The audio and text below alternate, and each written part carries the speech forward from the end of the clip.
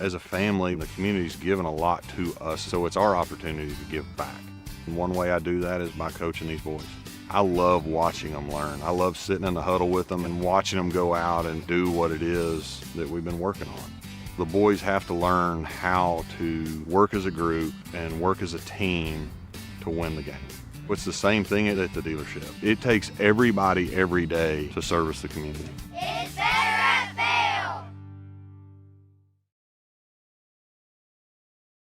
Welcome into the Coach's Corner with head coach Anthony Lucas of the Pulaski Academy Bruins here on PA Live, courtesy of the Natural State Sports Network. I'm Kyle Sutherland alongside the voice of the Bruins, Tristan Harlen, and as I said, Coach Anthony Lucas. Coach, I know it's as far as the results and everything, it's been some tough times going 0-2, but we just talked about a second ago before we started recording here.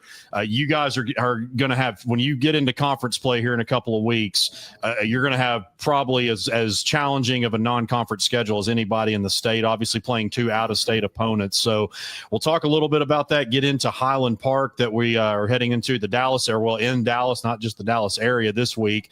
But now that you've watched the film, kind of had a few days to soak it in, the West Monroe game, it didn't necessarily come down to the wire, but it was a lot closer. You guys led for a good portion of the game and then kind of got away from you in the fourth quarter. So now that you've had a chance to soak all that in, watch some film, what are some of your final takeaways?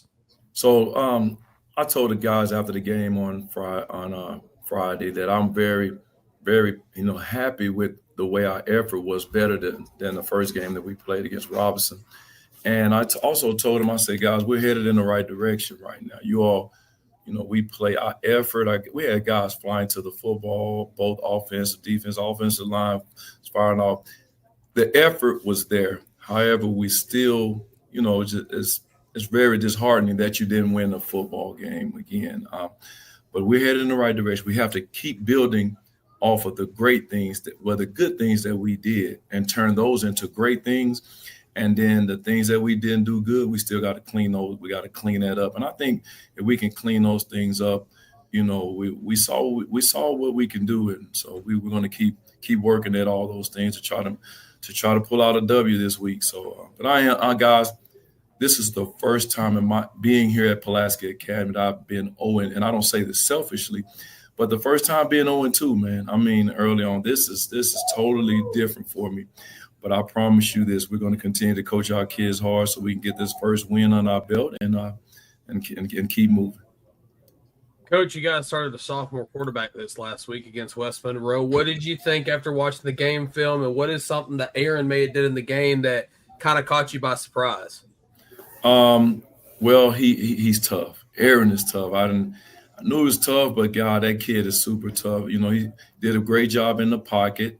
Didn't get out of the pocket as much as I thought he would. We sprinted him out a lot. He was a little nervous, and he's a sophomore. Big game like that, kid starting.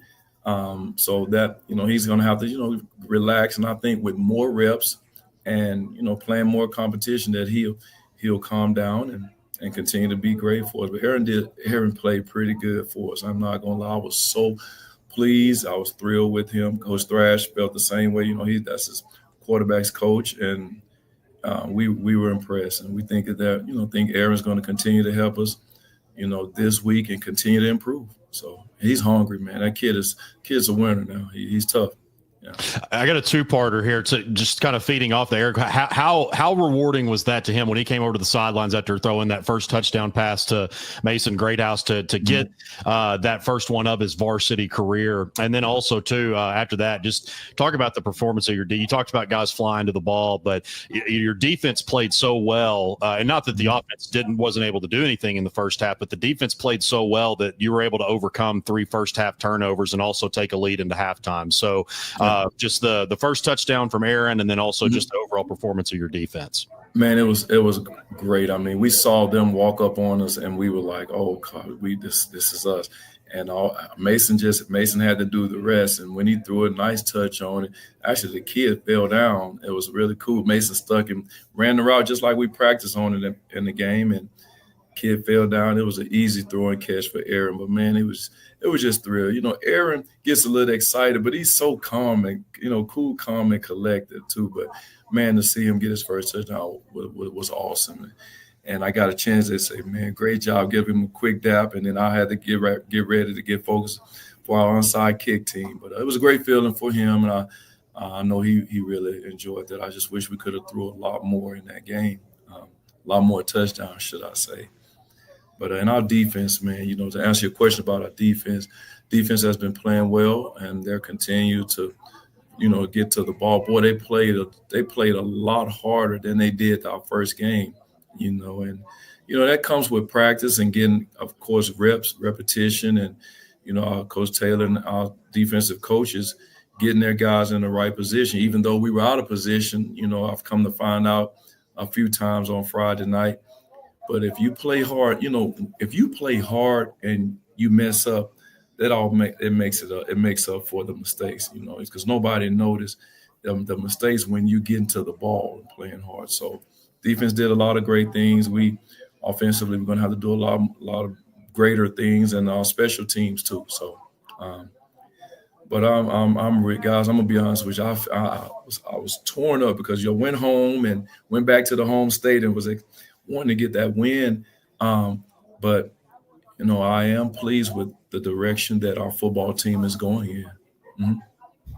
Coach, your offensive line had a better game than they did against Robinson. I mean, let's just be honest here. And they were able to protect Aaron there for a while. And then Aaron kind of got a little banged up towards the tail end of the second half, and he kind of struggled with the remainder of the game. What was kind of the message to the offensive line, you know, after the Robinson game where Sabota got pretty banged up and then coming to protect the sophomore? I mean, what was the message to the offensive line? Just do your job. That's it. Nothing changed. You know, in our program, it has been next man up. And, you know, we told the offensive line after the first game, hey, not a great performance, our entire team. But those guys just want to do their job. If you notice in the Robinson game, when Aaron did come in, nothing. I mean, they didn't change. They would protect him when Aaron got hit in that game. They picked him up. Aaron has a great relationship with our football team because he cares and he works extremely hard, and he doesn't say anything. You know, he treats everybody with respect, and that's what you want from a quarterback. You know, he's learning. He watches William when William, you know, that first, you know, all summer camp, and then in the summer, and then leading up to the fall, and Coach Thrash, he takes coaching well, and all Aaron wants to do is try to help his football team win games. And our offensive line know that, our staff knows that, and everybody on our team. So, and this week was special with practice, how they kind of rattled around him, like, come on, Aaron, telling the sophomore that, and it's great rapport between those guys, great relationship, and that's something, guys, that we talked about in the spring and going in the fall as well.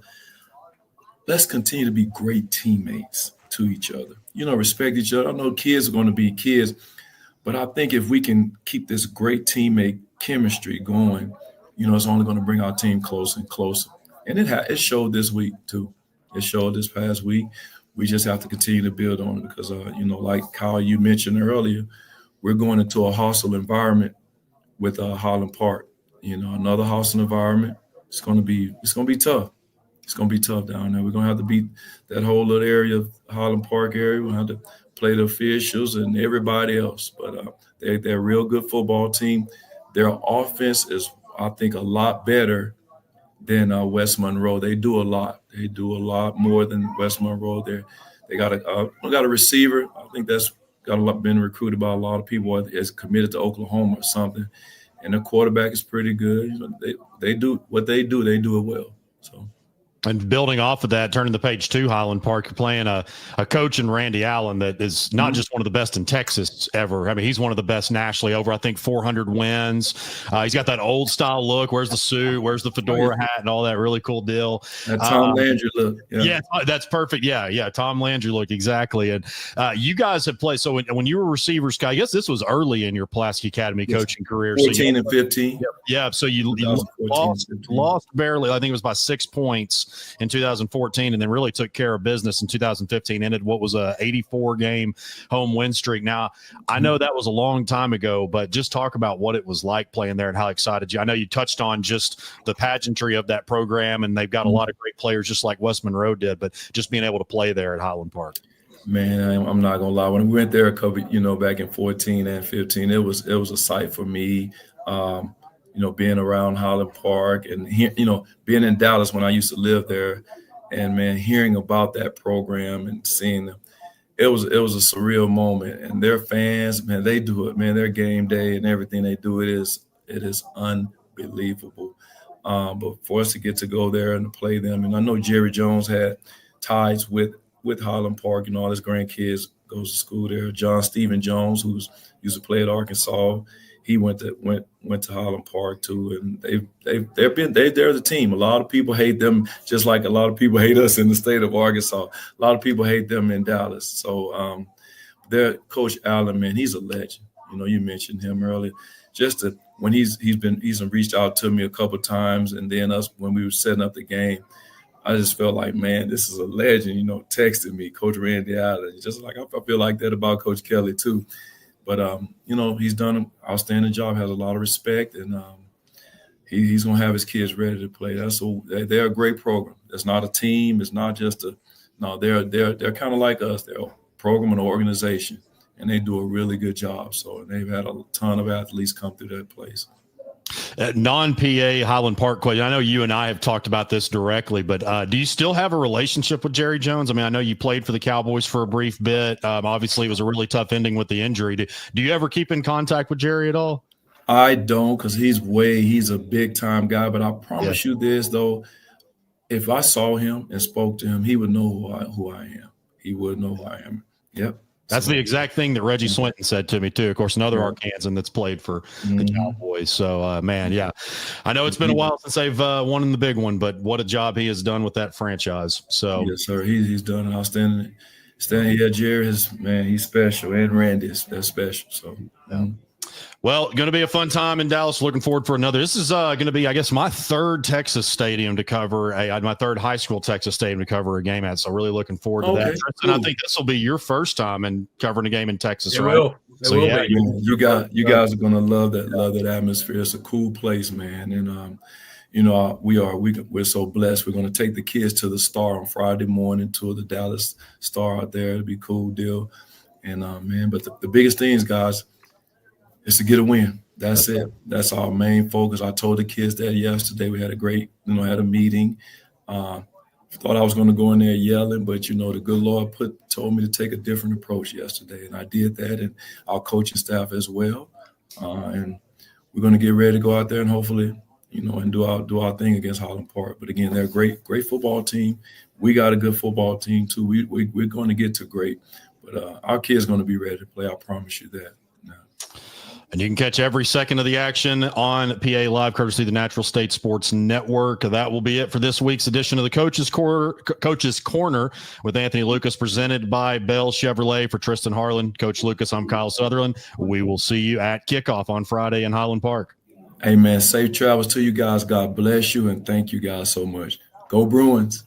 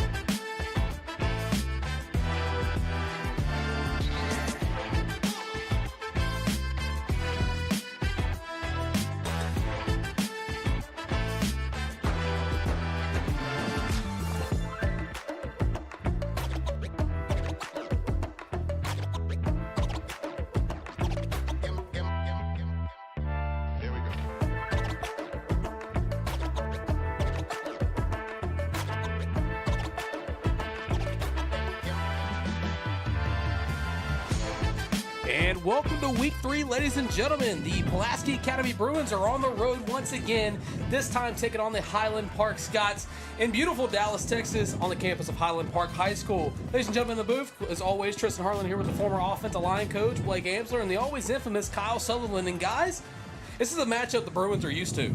Yeah, absolutely. And guys, what just an incredible view that we have here at Highlander Stadium. We got of course, just a beautiful field and a beautiful area, but we've got the Dallas skyline that we are looking at, and here in maybe about an hour and a half or so, it's going to be lit up. So that's going to be fun. Hopefully, play some good football as well.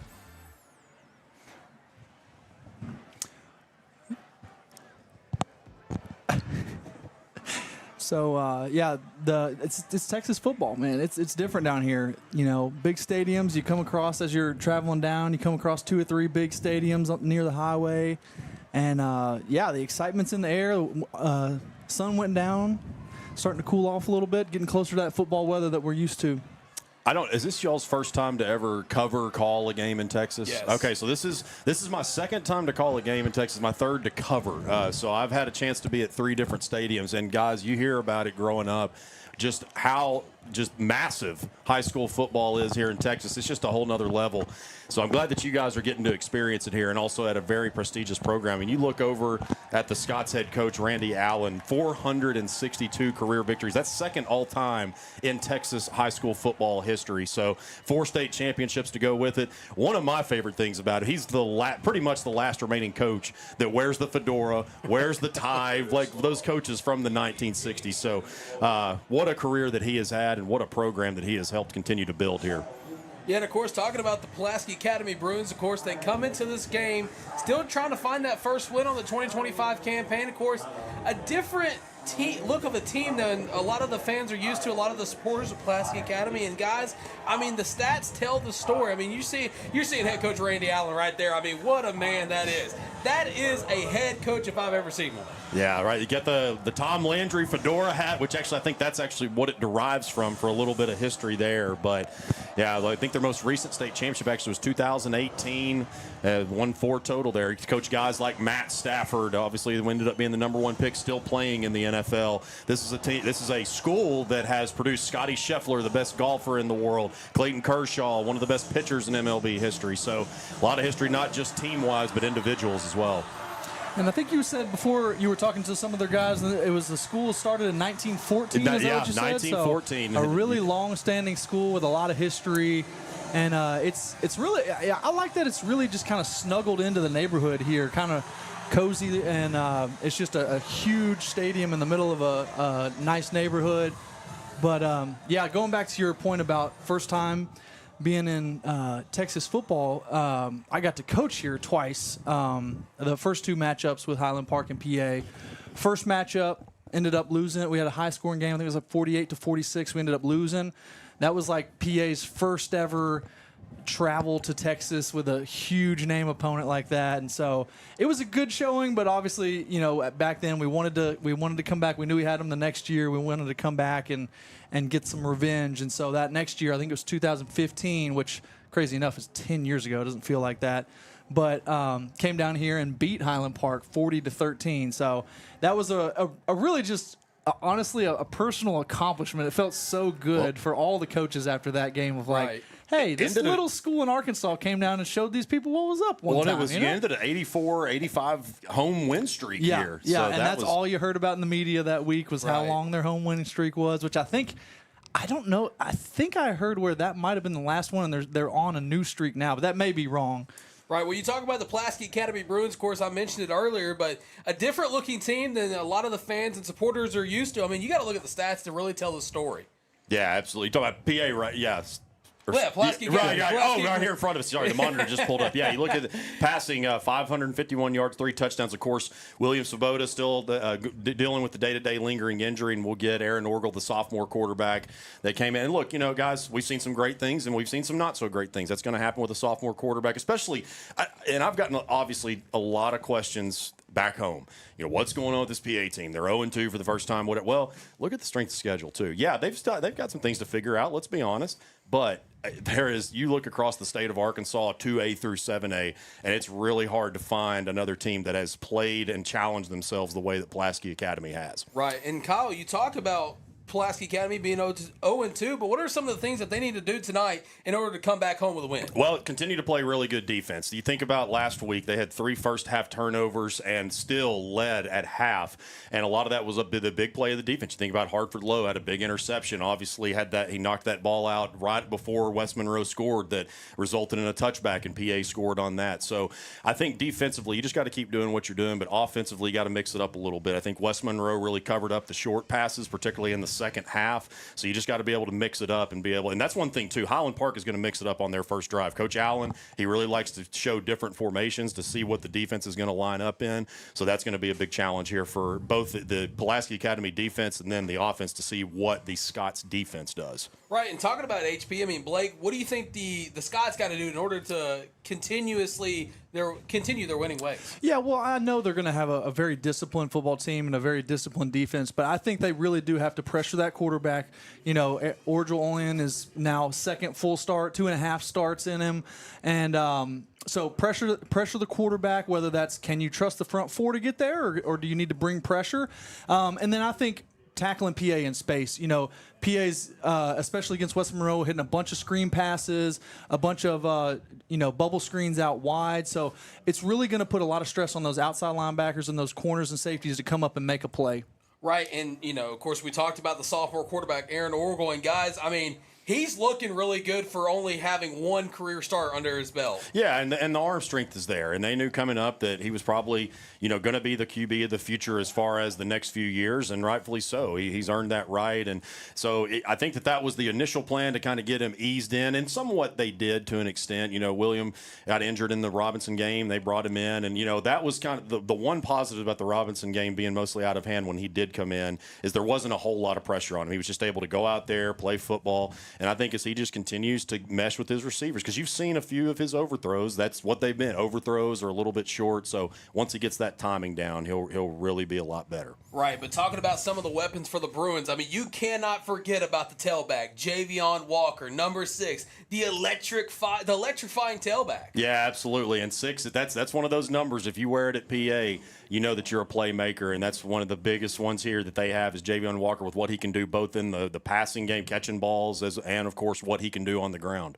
Right, and then switching sides to the defensive thing, I mean, defense, they had a great showing against West Monroe. I mean, all three of us have been talking about that leading up to this game, but who's maybe somebody you're really looking forward to seeing on the defensive side? I think first and foremost, you got to point to Hartford Lowe. He's done a great job there. We've seen some good things from us, Rylan Usry, that you see right there, as well as the leading tackler, and then of course in the secondary, Hartford Lowe, T.J. Logan also at linebacker. We're still caught on Javion Walker at linebacker there. So, defensive line, that was the biggest question after coming out of the Jonesboro scrimmage was how are they going to look on run defense, and that has gotten a lot better. So that's kind of the ones that I'm really looking forward to seeing if that continue. Right, and Blake, we talked about Highland Park a little bit. I mean, they've got a guy at quarterback that looks pretty good. Yeah, and Buck Randall, their quarterback, we were kind of watching some film from their last game, and he looked really, really good. He threw some really nice deep balls, had kind of aired it out and dropped it into the bucket a couple times. I was kind of surprised that the guys beforehand said he really didn't have any offers, which was kind of crazy to me. But as you can see the stats there, 10 touchdowns to 1 pick already in this year. And another thing we have to keep our eye on is he can move. Yeah. He can run. So I saw him in the last game, had a couple really long runs on some QB keepers. So definitely going to be a key for that defense to keep an eye on him. Right, and somebody he's probably going to be looking forward to going to early is, of course, the receiver, Cannon Bozeman. First of all, what a name. Cannon Bozeman. Right. That's a great football name if I've ever heard one. And of the 10 touchdowns that have been thrown this year, 7 are to this guy. Yeah, you need to know where 2 is at all times. Right, and I mean, look, here's the thing. Kyle, you brought it up earlier, but I kind of want to reiterate the fact that, even though PA is 0-2 coming into this contest, they have had a tough schedule. Yeah, that's right. And, regardless of whether they go home tonight 1-2 or 0-3, a whole new, and I don't want to get ahead here, but a whole new season starts next week. That's when it really starts counting towards the postseason. And, you know, guys, obviously Bryan is Bryan. They're the top dog in the state of Arkansas overall until somebody else says otherwise. But I look across this conference, and I think that PA, if they stay healthy and continue to really develop, they can get that 3 or 4 seed. I mean, they are. I think that they have challenged themselves enough, and they have shown enough. If they just continue to improve, that they can compete once again in the Southern Central. Right. I mean, you got to look at the rest of the schedule. I mean, after this game, they go home to play their first conference game of the year against North Little Rock. That game is on a Thursday. Then, of course, they hit the road once again. But this time, they're staying in the state to play Central. Of course, you talked about Bryant. Then they come back and they stay home to play Cabot for their homecoming game. So, I mean, to your point, Kyle, whole new season starts next week. Conference starts. I mean, the quest to War Memorial really begins against North Little Rock. So, I mean, I'm not saying non-conference does not matter, but to play 3 tough opponents out of state on the road like Pulaski Academy has done this season, I mean, this team looks great overall nonetheless. Yeah, and that's what we talked about with Coach Lucas so many different times, was really this is about just exposing your weakness. That's what non-conference is for, especially when you play these challenging games, just exposing your weaknesses, and that's what they're going to do. All right, so we're getting ready for kickoff here. I want to thank everybody for tuning in here on PA Live on the Natural State Sports Network. Again, Tristan Harlen here with the offensive line coach, or the former offensive line coach, Blake Amsler, and the always infamous Kyle Sutherland. It does look like the Scots will receive the ball first.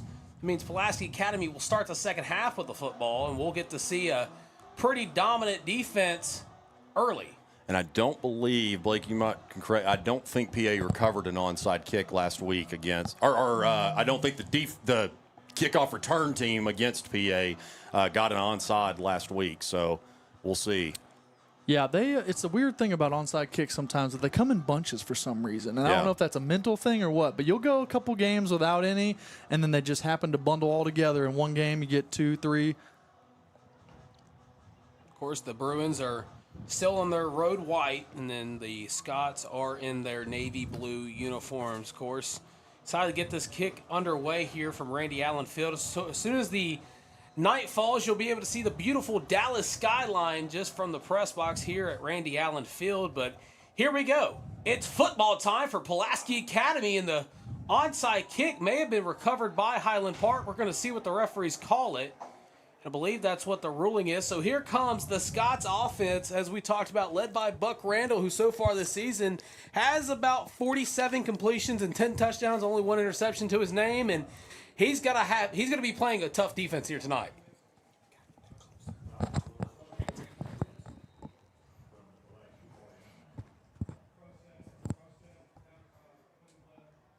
So we first down here for the Scots after the recovered onside kick. Randall's going to call for the snap. He's going to hand it off. Tries to go somewhere. Doesn't really get much on that play. Will be wrapped up by a host of Bruins. Second down coming up for the offense. I can't tell what number that is. At 55 there for PA. Great job. Just basically, he knew it was going to be a run. Great job there, just containing and waiting on it and not over pursuing. Yeah, Ermon Tolbert getting a good chance to start tonight. He didn't get to play too much in the West Monroe game, but making a good play early on, and also Ussery, as we talked about early on. 2nd and 9 coming up for the Scots. Randall's going to drop back, has time, throws it over the middle. That's going to be caught. The 20, the 15, the 10, still on his feet. 5, and he'll be forced out of bounds. That's caught by number 2, Cannon Bozeman on the play. It'll be 1st and go from the Caldwell Toyota red zone here for the Scots. It goes to him early, right over the middle, and Cannon just did the rest. So after the big pickup, again, it'll be 1st and goal for the Scots as they look to score the first touchdown of tonight's ball game. Be down at the 3. 2 receivers right, 1 left. Randall is going to hand the ball off, and he'll possibly gain maybe an inch or 2. TJ Logan, first one in there, and then Max Burns came in to clean it up. Short gain, 2nd down and goal.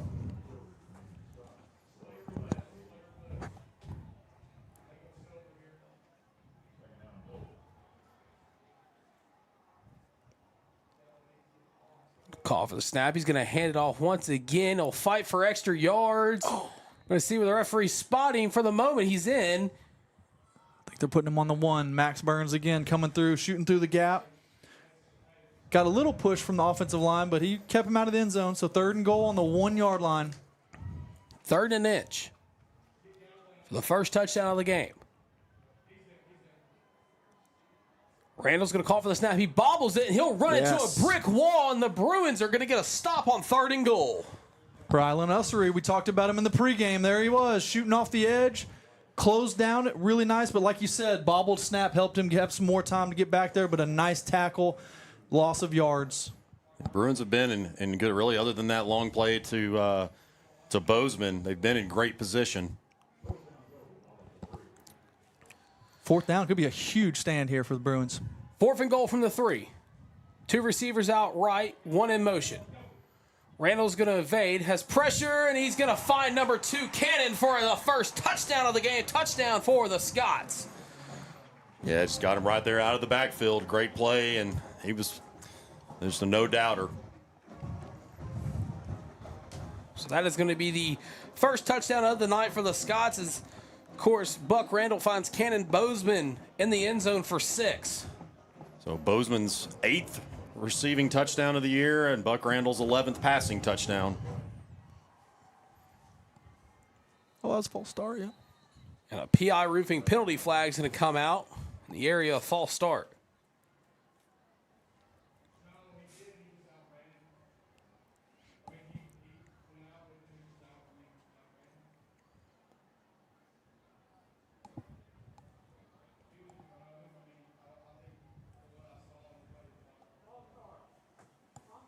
And that's going to be the call for a false start. So they're going to back the special teams unit up by a couple yards to re-attempt the PAT.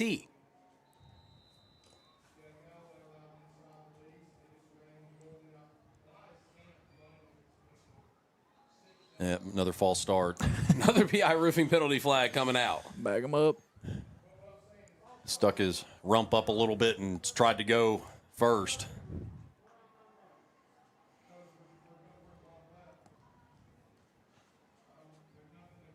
So we're going to back this thing up just a little bit more after the second false start by the Scots.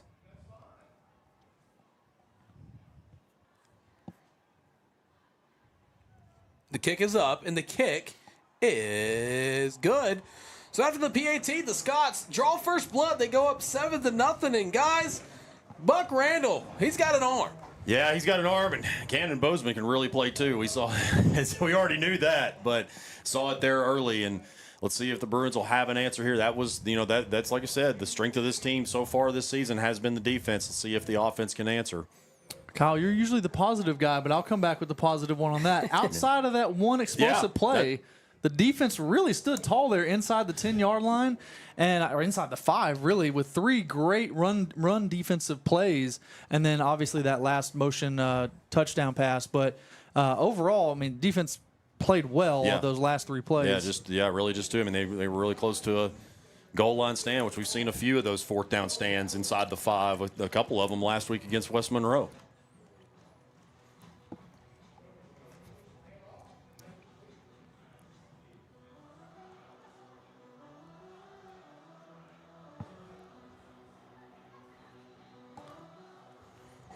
Awaiting the kickoff here from the Scots.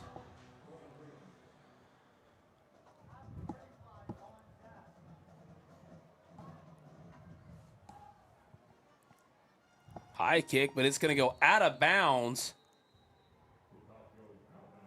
So a PI roofing penalty flag will come out as a result, and the Pulaski Academy Bruins are going to come out with great field possession for the first possession. We'll take that anytime you'll get it. Mm-hmm.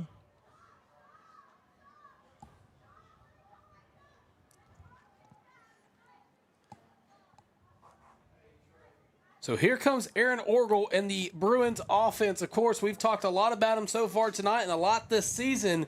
The sophomore quarterback starting the season on the bench, but comes in for an injured William Swoboda. Now he's at the helm. Guys, what does he got to do? I mean, I know we talked pregame, but what do you want to see him do on this first offensive drive? Well, I think, obviously it's always good if you get a little protection up front to calm you down a little bit, but I think we also mentioned in the pregame, they got to create some explosive plays. Those going 15 plays on a long drive is just really hard to keep up. We need explosive plays to make easy yards. Wilson demand in motion. They're going to hand it off to Walker. Walker up the middle. He'll be wrapped up by at least 2 Scots there. And looking back at the stats from the West Monroe game, man, Javion got a ton of touches, not only in the run game, but so many targets as well in the passing game. Gained 2 yards there. Just going to call a little bit of a jet sweep there. Still on his feet. He'll get wrapped up, still fighting for extra yards, but I believe the refs are going to blow him dead. That's Bryce Gittens on the carry. Yeah, really good read there by the inside backer. Bobby Kennedy was just sitting there, read the play, and was waiting on him. So we 3rd and about 5. Orgel, the lone man in the backfield. Trips left. 2 receivers out right. Walker, the man in motion. He's going to hand it off. Has a little bit of blocks. Tries to spin away, but he'll get tackled. And the 3rd down will come up short. So 4th down for the Bruins. Will face them early. Of course, we're going to see what Coach Lucas and the coaching staff wants to do early if they want to go for it here. Tight man coverage on both sides here. 1 safety in the middle. Now you got Javion one-on-one with a linebacker. Orioles going to call for the snap. Throws it. That's going to be caught. Has enough for the Bruins 1st down. That's caught by number 1. Who else but Max Conine on the reception? Yeah, it was Davis Sacker there. Just a slant route, and I think Sacker knew where the ball was going, but it was just a better play for PA. Fresh new set of downs here for the Bruins. Orgel going to stand in the pocket, going to throw it over the middle. Oh, grabbed him. That's going to be incomplete, but a PI roofing penalty flag is going to fly out after him. Yeah, he tugged on that jersey. A little bit of a late flag, but it's good to get it. The last couple plays, you see Javion moving in motion out into the slot and lining himself up on a linebacker. I know Coach Thrash is looking to take advantage of that here soon.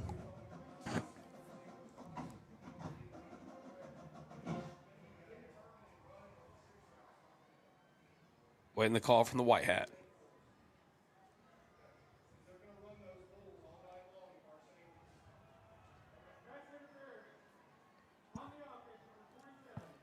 The defense. Yeah.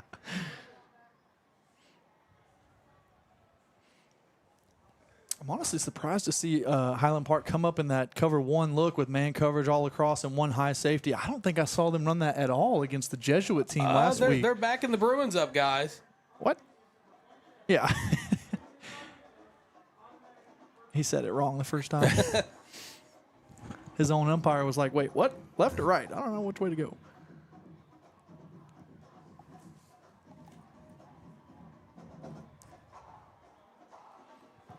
And if they do keep up with that tight man coverage, one thing to look for is, can these receivers knock the hands down of the defenders on them, get their hands down and make a quick move past them and create a lot of space.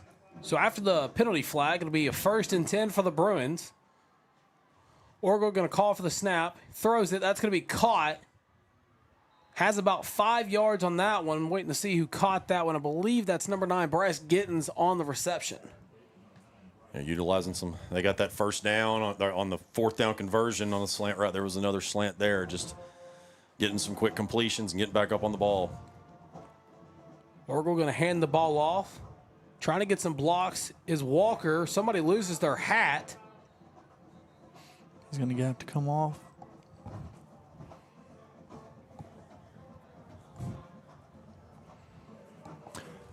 And I noticed there that on that 2nd down play, they moved into a 2 safety look on defense, so that gave them good numbers in the box to hand it to Javion. It's Luke Edwards who lost his cap on that play. So new left tackle in there, Tyler Pulley shifts out. 3rd and 2, Orgel's going to roll.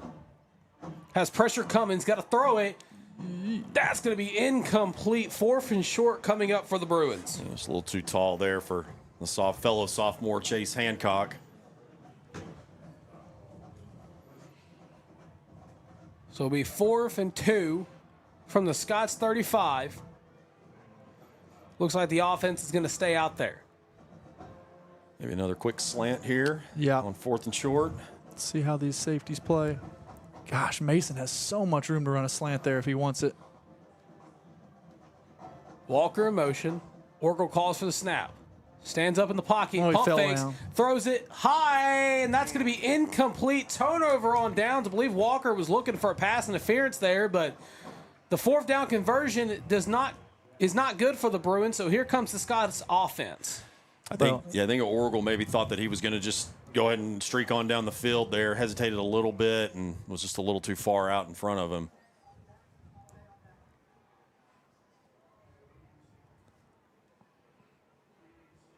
So after the turnover, the Scots will come out onto the field starting from their own 35. Of course, their first possession, they put 7 on the board.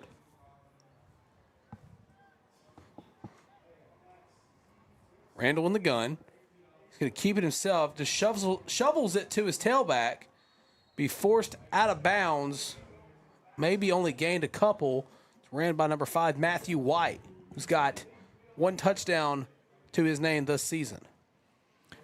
And one name I see out there now, number 10, Tyler Galloway. We haven't seen him play much, but filling in at that outside linebacker spot and made a really nice play on the option. Kind of forced the quarterback's hand, made him pitch it early, and then also came off of that play and made a play on the running back. So really nice job.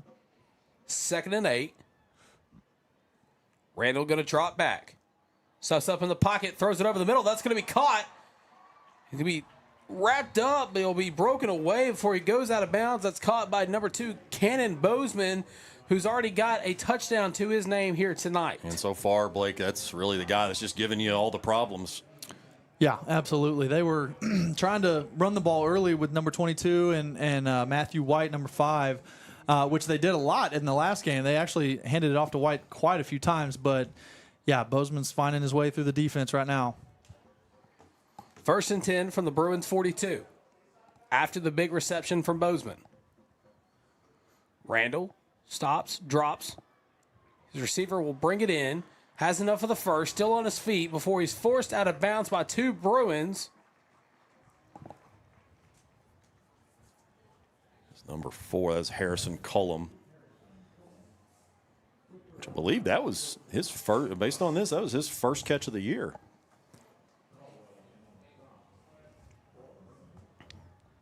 First and 10 from the Bruins 25.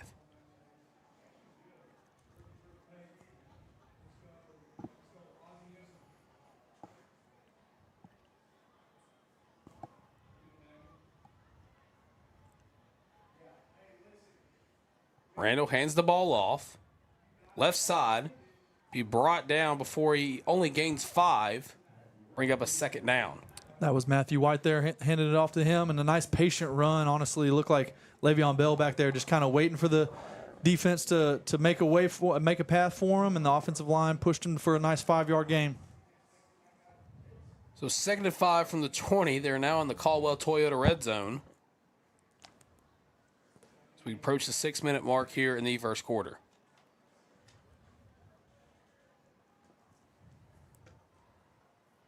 Randall going to drop back. Pressure coming. He's got to throw it. Throws it to the end zone. That's going to be incomplete. No flags. 3rd down coming up for the Scots. Yeah, good pressure right there. Yeah, I think one mistake I saw, though, was T.J. Logan blitzing from that outside top edge of your screen. Actually went inside of his defender and actually gave him a route to get out of the escape out of the pocket. But luckily he didn't take it and threw an incomplete pass. But one thing Coach Taylor's definitely going to want to get on TJ there is keep your contain. 3rd and 5 from the 20. Randall drops back. Blitz coming. Throws it over the middle. That's going to be incomplete. And a 4th down's coming up for the Scots. Nice coverage there by Camp Caldwell from his safety spot, as well as I think that was Max Allison as well. Good coverage there. Made a really hard throw for the quarterback. And receiver really just threw one hand up and tried to make a hero play. But brings up a 4th and 5. Looks like the special teams unit will come out onto the field for the Scots. He's trying to make one of those Isaac Tesla one-hand receptions.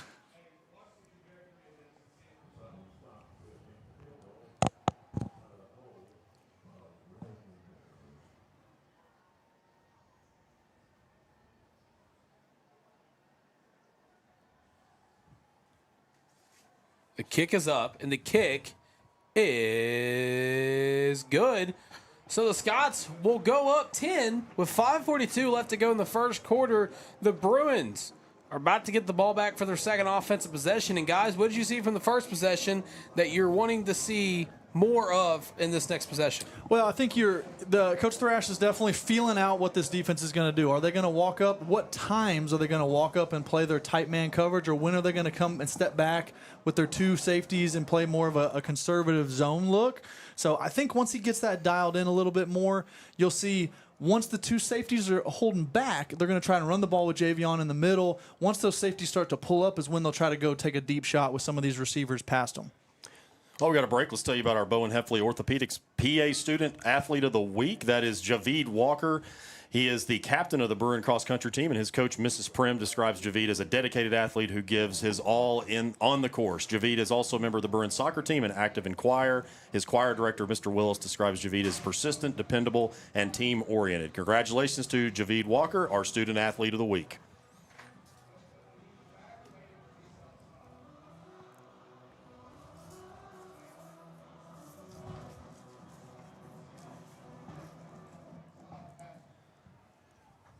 High kick, another one that's going to bounce out of bounds. PI roofing penalty flag is going to come out into the field. So the Bruins, once again, will have good field possession on this next drive. I'm interested if that's their kickoff strategy or they're really, really worried about Chase and Javion back there. The coach doesn't look too upset that the ball keeps going out of bounds, so I guess that might be their strategy. It was pretty much in the exact same spot, too. Yeah. Which I guess, hey, if you trust your defense and you don't want them to have an explosive play off a kickoff, that might be maybe a solid play. So the Bruins will come back out here, starting from their own 30. First possession resulted in a turnover on downs deep into Scots territory.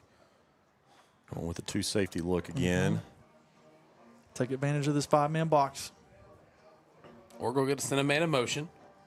Stands up, pump fakes once, throws a deep pass over the middle of the field. That's going to be caught.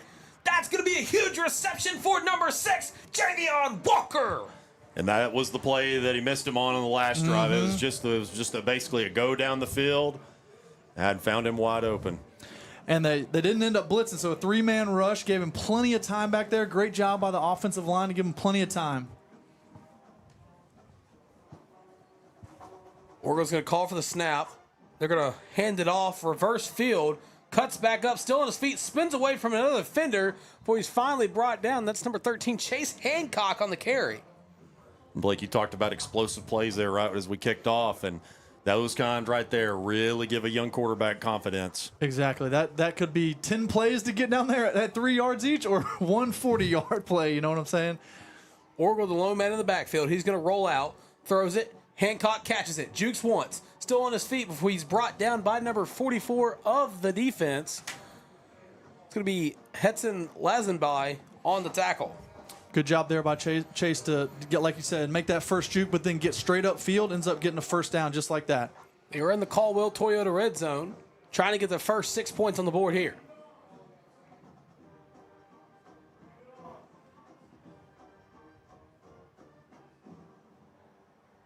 Going to throw. That's going to be caught. He's going to get in the end zone. Touchdown, Bruins.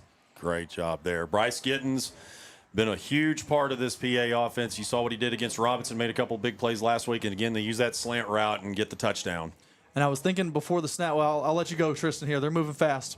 Looks like they're going to go for 2 here to only be down 2 if they get it. Aronson's a man in motion. Throws it out. That's going to be incomplete. 2-point conversions, no good. So our score 10-6. Blake, take it away. Well, I've now changed my mind on another thing I wanted to talk about. So I was texting with some of the coaches before the game, and we were talking about, hey, remember to look up the different rules because we are actually under UIL, Texas high school football rules, rather than our normal NFHS rules. So there are a couple little differences. One thing to keep in mind is those 2-point conversions are live for a run back of the other way. So if the defense on a 2-point picks it off, they can run it back for a 2 the other way. But in Arkansas high school and in NFHS rules, you can't. It's just a dead play. So something to keep in mind potentially later on. But one thing I was going to say earlier was on the slant route. If we get I think we already played the replay, but Mason Greathouse had a great angle to get a slant route himself, but what they did was they flipped it to where Mason actually ran, us offensive guys call it a rub route. He rubbed the defender on the other side and gave a clear path for Bryce to come in. We talk about Chase Hancock. He's actually got an offer from the University of Oklahoma. So yeah, recently had one from Appalachian State coming into the season and got one from Oklahoma. I guess it was last week. Onside kick's going to evade one Scott, but the other one will recover it. So once again, here comes Buck Randall and the Scots offense. They scored on their first possession, didn't do much on their second, but get a field goal. So it's looking to get back into the end zone on this drive here. Of course, the Pulaski Academy defense needs a big stop to get some momentum back on their side. LPA gave up a touchdown on that first one. Then, as you said, the field goal. Hopefully the pattern goes that they will stop them here.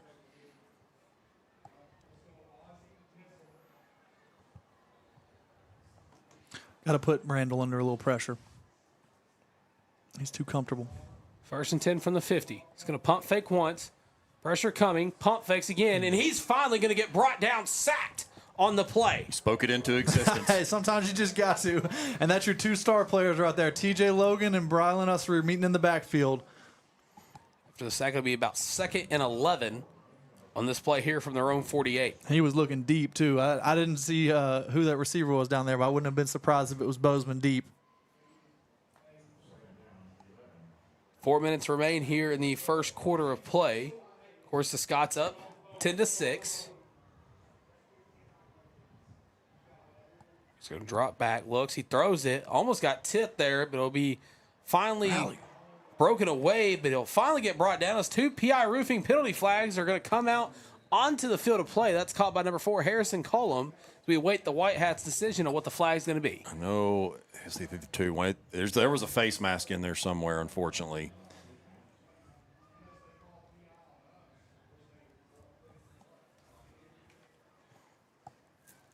Yeah, notice when he caught it that it was just, trying an aggressive play, trying to make the tackle. It looked like grabbed just a little bit of face mask. So let's see if that's either. Okay, so it's hands to the face. Okay. Yeah, I think that one of their Scots players' helmet came off. So I think it was probably they kind of both went in to engage on a block, and our guy went up high and pushed his helmet off, which is unfortunate. So after the penalty, be 1st and 10 from the 31-yard line. Clock will run after the penalty, so 3:36 left to go in the first quarter.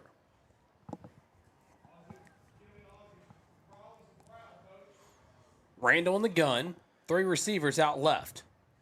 He's going to roll out. He's going to hand it off. The defense is not really going to allow him to gain much on that play. It's ran by Matthew White. Yeah, nice job by Hartford Lowe as well as Max Burns chasing it down. Good rally on defense there.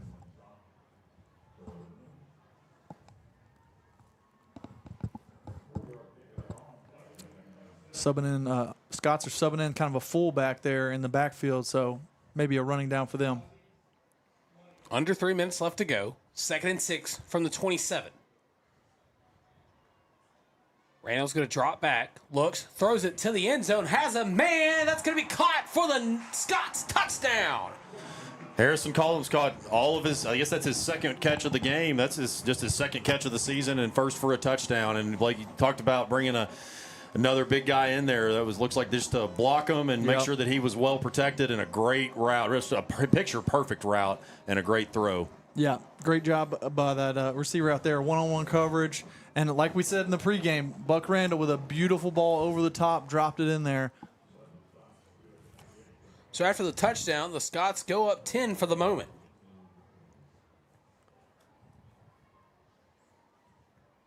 The snap, the kick, kicks high, and the kick is going to be good. So the Scots in front, 17-6 with 2:43 left to go in the first quarter of play.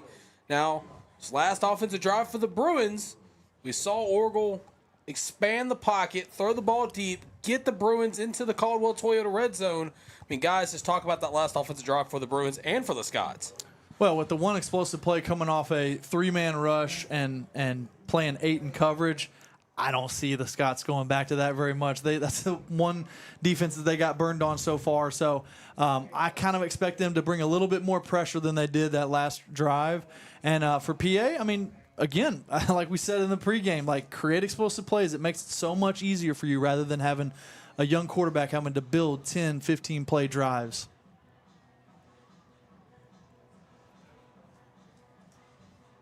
So we wait the kickoff here from the Scots special teams unit. 2 kickoffs have gone out of bounds here tonight. We'll see if the third one goes out here. Yeah, I was just about to say, if this one does go out, I'm with Blake here. That's got to be a game strategy if 3 in a row go out, which who knows, but he's accurate with them too. Yeah. Same spot. Yeah. Look at this 25-yarder. Oh, yeah. Oh, yeah.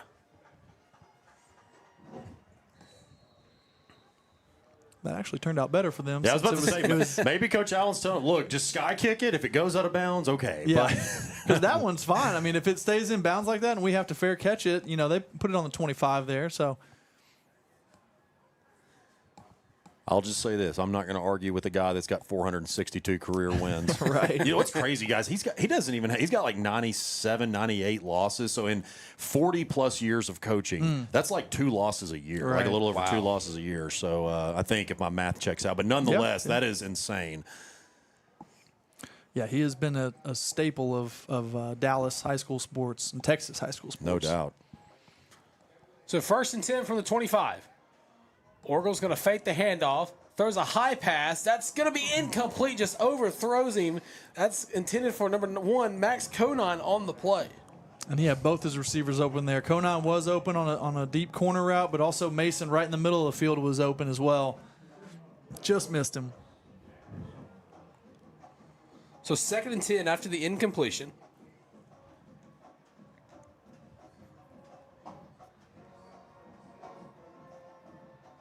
Going to call for the snap. Pressure coming. Throws a deep ball. Has a man for the moment. And he catches it. Got his jersey tugged and everything and still came up with the ball. That was a great throw by Orgel. That last one, we talked about just some of the sophomore mistakes. He just missed it barely. Put that one right on the money. Great job by Chase as well. Yeah, I was going to say, the thing that came to my mind was that seems like an Oklahoma commit right there. Yeah. Oklahoma offer over the shoulder right there. So 1st and 10 after the big play. Orgel's going to roll right. Finds a man. That's going to be caught still on his feet for the moment, but he'll get brought down. Believe the Scots are going to say they have the football. That ref on the far side wasn't too confident, though. I think he's putting him down. Yeah, he's putting him down. And Chase is off to a great start. Coach Lucas had talked about last week that they challenged him. They were like, look, you might be a sophomore, but you're going to be a big part of what we do. And he's answering the call so far. Orgel going to hand the ball off. I believe Walker's on the carry. Breaks away, still on his feet. He'll get pulled down by the collar. No flag, though. Guess they're saying he got him in the shoulder pad, I guess. Good run, though, on 1st down. Brings up a 2nd and short for the Bruins. Orgel's helping his teammate out, trying to fix the jersey. Trying to go fast as the Bruins. Checks to the sideline.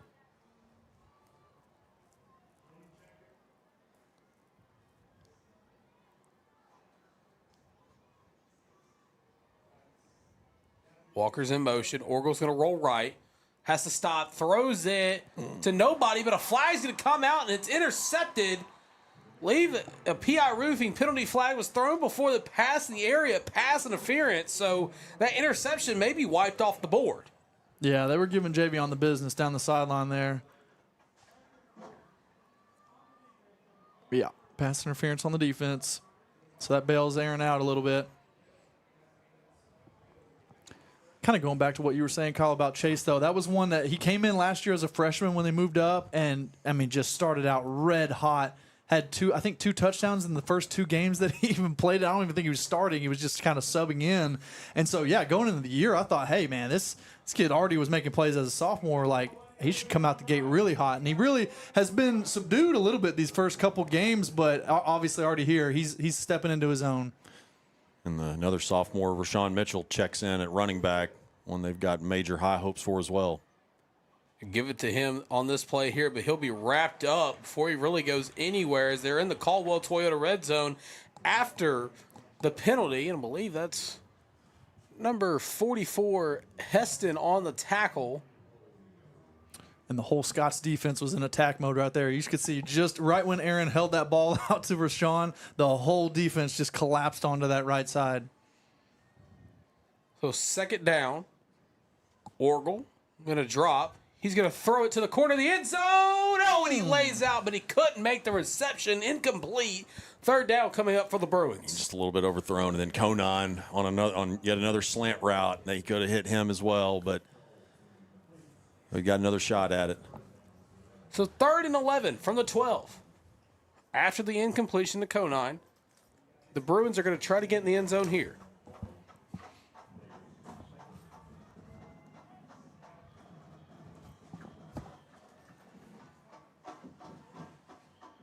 Orwell sends a man in motion.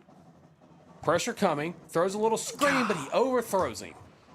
Man, we have not been able to connect to those screens very well this year at all.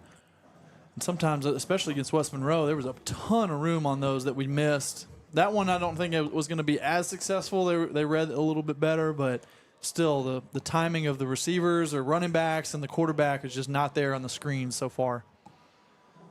I believe they're going to attempt a field goal here. Yeah, you got to take the points. You got to be conservative with especially how this Scots defense or offense has played so far.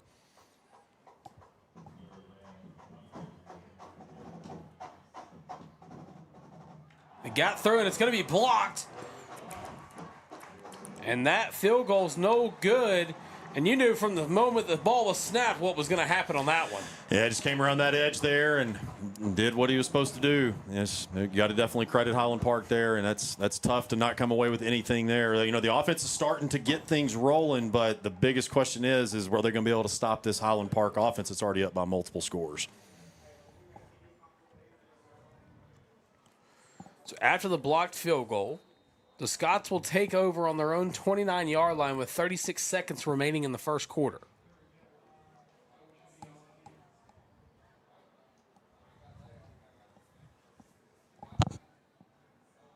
Randall, the lone man in the backfield. He's going to drop. He's going to throw it over the middle. That's going to be caught. Still on his feet at the 40. Jukes back towards the sideline. Running in a foot race up the sideline. Touchdown, Scots. So that's 14 points for him. Or, well, I guess technically 12. Second score, yeah. Yep. Yeah, it's just, we knew that he was their dude coming in. I mean, just in 3 games, he came in with over 400 receiving yards, and we're seeing why. Well, give him another 100 tonight so far. Cannon Bozeman looked like he shot out of a cannon after he caught the ball, ran up the sideline, and got in the end zone for 6.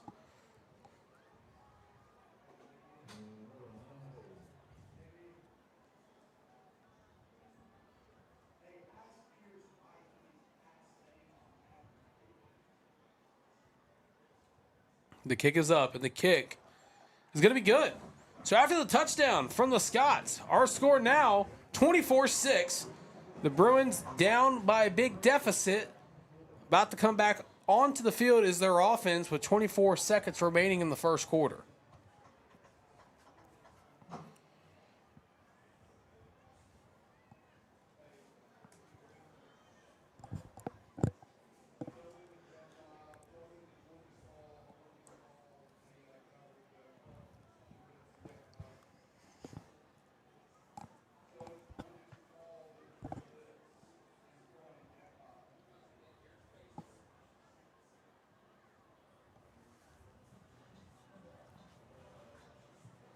So here comes the special teams unit for the Scots.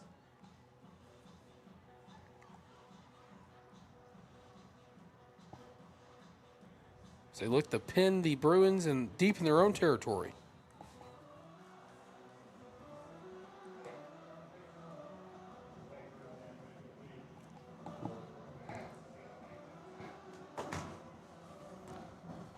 Here's the sky kick. It's going to go right out of bounds, so it looks to be a game plan for the Scots as a PI roofing penalty flag can come out onto the field.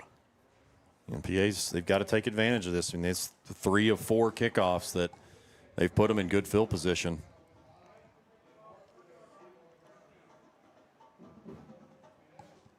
I want to thank everybody for tuning in to some Friday Night Football on PA Live and the Natural State Sports Network. Here in the booth is, of course, Tristan Harlen here with the former offensive line coach Blake Amsler and the always infamous Kyle Sutherland.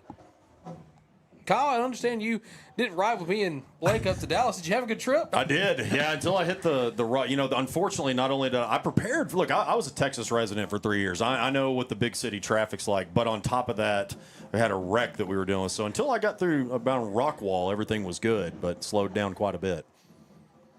Orgel going to take the snap, stays in the pocket, throws a deep pass near the sideline. They're going to say incomplete. Had him open for the moment, but just couldn't find the accuracy. Yeah, he was looking for Win Wilson out there, but I think he just held on the ball a little bit too long. If he would have timed it up a little bit better, released it sooner, he could have had him.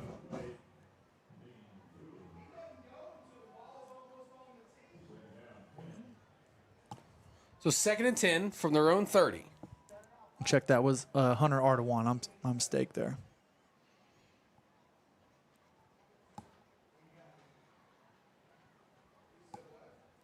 Orgel sends his tailback in motion.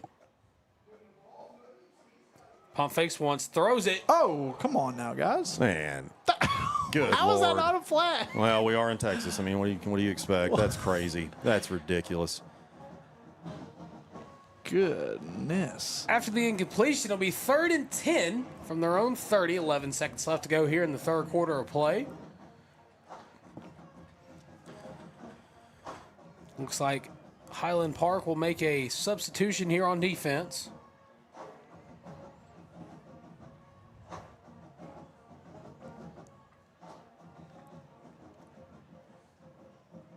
Borger's going to call for the snap. Throws it over the middle. That's going to be caught. Running near the sideline. Did he get enough for the first down? I believe he did. That's caught by number 11. That time it's Win Wilson on the reception. Yeah, Win Wilson, good underneath route right there.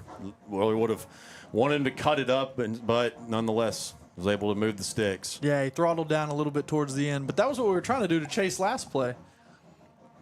Likely going to be the last play of the first quarter here, as he did get out of bounds, so the clock stops at 3 seconds.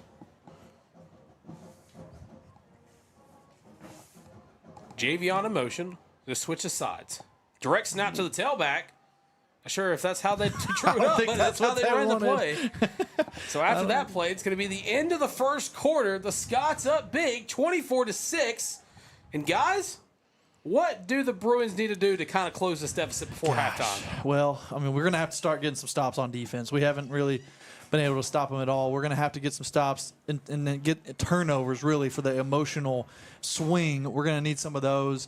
And the offense really is just going to have to start putting more drives together. I mean, we got that one big explosive play that led to points, but we're going to have to put more together. And I like that we're taking some shots at it. We took a shot to Hunter earlier, and we've taken a couple shots to Javion in the middle. So we're looking for the right plays. We just got to find the right time where the defense is lax and we can swing by them. And really, all you can say about the PA defense, you just got to know where number 2 is. You got to make some adjustments, especially over the middle there. Right. Once he gets over the middle, he just pretty much does the rest with his speed. So just got to figure out some sort of plan for him.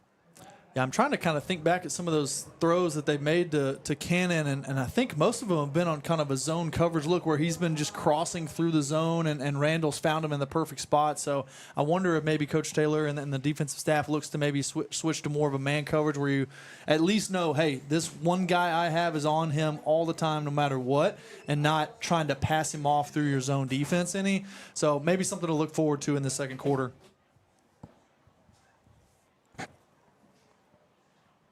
So the second quarter about to get underway here.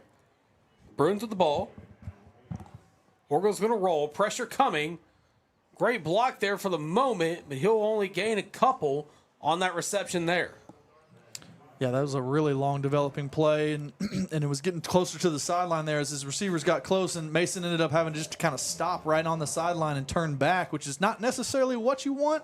You'd rather hit him in stride as he's running towards the sideline, but still a good pickup. 3rd and 3. Orgel begins with the rollout. Pump fakes, got to get rid of it. Throws it near the sideline. That's going to be caught, but not enough for the first down. That's number 13, Chase Hancock on the reception 4th and 2 coming up for the Bruins. Basically a repeat of the exact same play. He's running his out route like that. They need the ball on him right when he breaks out of it so he has a chance to make a move and cut up. But Aaron was waiting a little bit too long. He had a little pressure in his face, but he probably could have gotten it off and gotten it to him a lot sooner.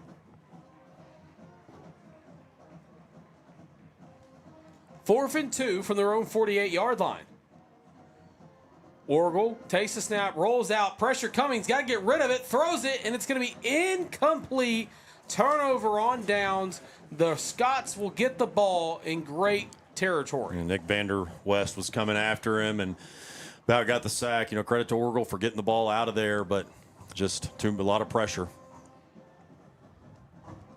So after the turnover on downs, it'll be 1st and 10 from the 48-yard line, and the Scots will have the football. They're up 24-6 with 11:22 left to go in the first half of play.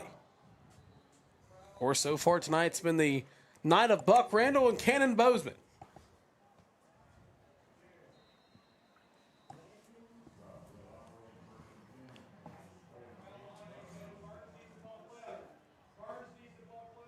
Hand the ball off around the left-hand side, up the sideline, room to run. Tries to break away from one, but doesn't. That's going to be ran by number 22, Isaiah Lee, and the tackle is made by number 44 on the defense. I think, see, that was Sam Hurtado 4. Thank you. So those numbers reflect in the lights. Yeah, they do. They do. But again, the lack of contain there by the defense allows that running back to sneak out and get into the secondary, which is what you're trying to avoid. So, again, it comes down to those edge players keeping everything, quarterback and running back, in the pocket. Coughlin snap, just shovels it off. Room to run right-hand side. Has a burst of speed through one hole, still on his feet. He'll get brought down just past the 10-yard line. The Scots, once again, are back in the Caldwell Toyota red zone. Just perfect way to run the option right there. Read the linebacker and was right in his face, and he got rid of it, wide open field.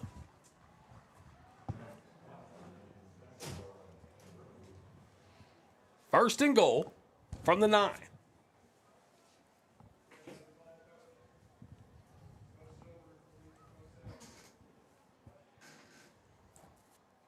Randall calls for the snap. He'll hand it off. Breaks away from one. Tries to dive for extra yards, and he'll bring up a 2nd and goal for the Scots offense. Yeah, a decent job there by B.J. Mitchell, the freshman in there at nose guard. But, again, he was taking on 2 of the Scots offensive linemen trying to hold everything up. But running back got to sneak through there and still picked up about 5 yards. Be 2nd and goal now. Going to hand it off once again. Bounces off a tackler. He'll get in for the touchdown. The Scots find the end zone once again. That time ran by 36. That's James Flowers on the touchdown run. Yeah, the big boy James Flowers, just really nothing more to say there, just other than a great push and tough running. So after the score, the scoreboard reads Scots 30, Bruins 6, as the Scots special teams unit comes out onto the field to kick the PAT. Yeah, and a quick strike off that 4th down mistake or turnover downs. They paid off on it real quick.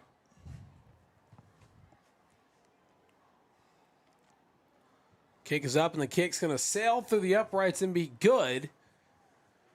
So after that offensive possession, now our scoreboard reads 31-6. Scots in the lead, and 9:43 left to go in the first half. Yeah, just not a whole lot, guys. I mean, everybody, the viewers are seeing it. I mean, they're seeing the same things that we are. It's a lot of it, I know that they didn't, they did. That was pretty much the first offensive play that Cannon Bozeman didn't touch the ball at all, but they really didn't have to. They just ran it so well. Well, we can keep saying the same things of like what X and O's wise they need to do, but really it just comes down to a mentality of like, it's just compiled on. It's not like a snowball going down a hill, a snowball of score and us not scoring, and it just takes one play to stop some of this stuff. So. Yeah, and that's been kind of the difference. Maybe not necessarily in the Robinson game, but the West Monroe game. You got so many great defensive plays, and really just this Highland Park offense is just too powerful right now. It's going to fair catch it by around the 20-yard line. So once again, here comes the Bruins offense as they trot back out onto the field. Of course, sophomore quarterback Aaron Orgel coming into this game. I mean, he looked great in the West Monroe outing. He's not looked bad tonight.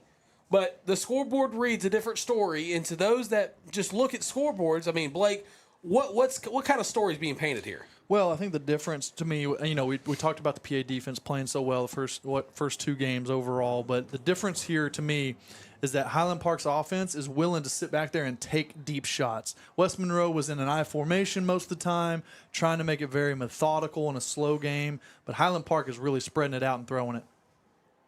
Orgel's going to punt fake. Pressure coming. Throws it to the little screen. Walker has it. Got to get a block. He does, but he'll get wrapped up from behind. He'll have enough for the first down. And those screenplays are what we were trying to set up the last couple games and never had gotten them to connect. So it's good to see Javion connect on that one and good blocking up front. Luke Edwards leading the way. Javion just kind of pushed Luke into his block there. He's like, yeah, this is where I need you. 1st and 10 for their own 42. Orgel calls the snap, makes his first read, and it just gets batted down, incomplete. And that time, that play was just blown up from the snap. Yeah, that was number, 11. Yeah, Thomas Cook just won his one-on-one battle right there and quickly got into the backfield. So he's 2nd and 10, 9:13 left to go in the first half.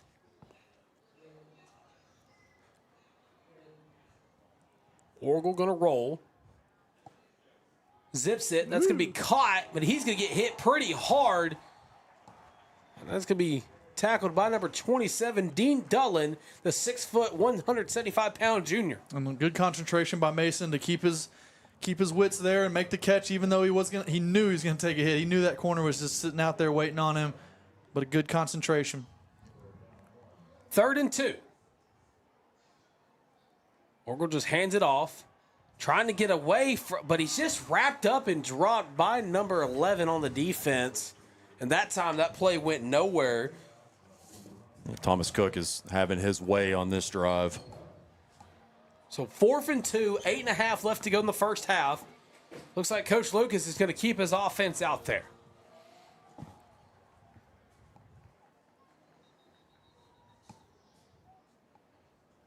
Timeout's going to be called, and Coach Lucas may want to rethink this decision and talk to his offense. Yeah, it's actually a 4th and about 6 or so, just over 5. So a little bit longer. And, on his own side of the field, I think he still ends up going. He's just probably calling timeout to kind of take a breath, find the right play, give us some time to find the right play. But I don't really see him punting the ball here.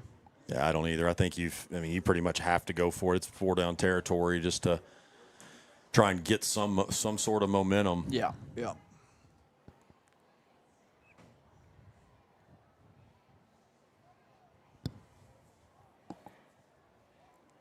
Well, we were kind of talking on our way down here. It's a light night for the Natural State Sports Network. We've only got one other crew out there, Mills and Blytheville, or Blytheville's actually at Mills tonight, I believe. So we'll try to check in on that score a little bit later.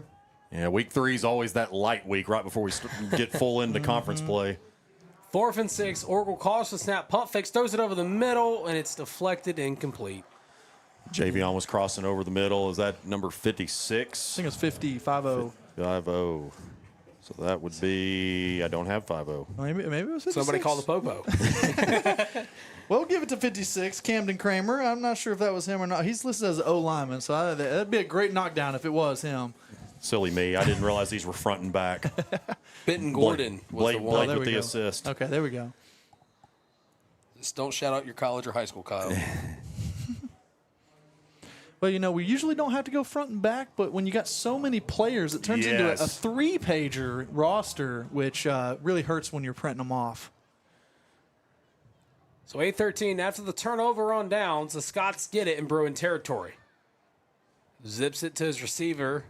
There's Bozeman again. Yep. Short catch there for Bozeman. Good low tackle from TJ, but still was able to pick up about 8 yards. So it'll be a 2nd and short here for the Scots. I'll say Bozeman is making a very, very early case for Texas High School Player of the Week, I'd say. Yeah, he's already got 2 touchdowns, right? Probably Yeah, four over or 5 100 yards. catches.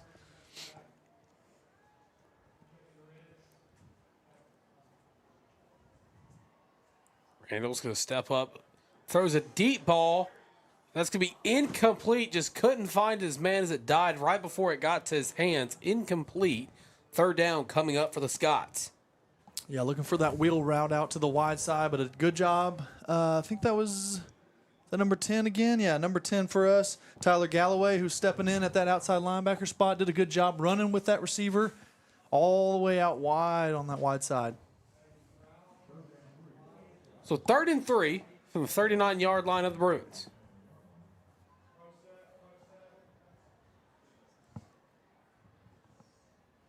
Randall calls for the snap, shovels it off to his tailback, burst to speed.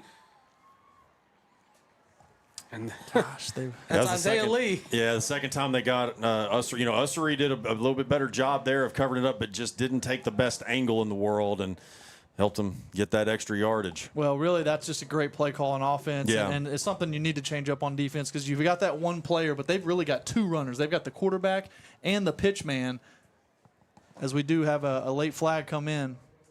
There's going to be a PI roofing penalty flag in the area of holding because they're backing up the Scots. Well, that's helpful.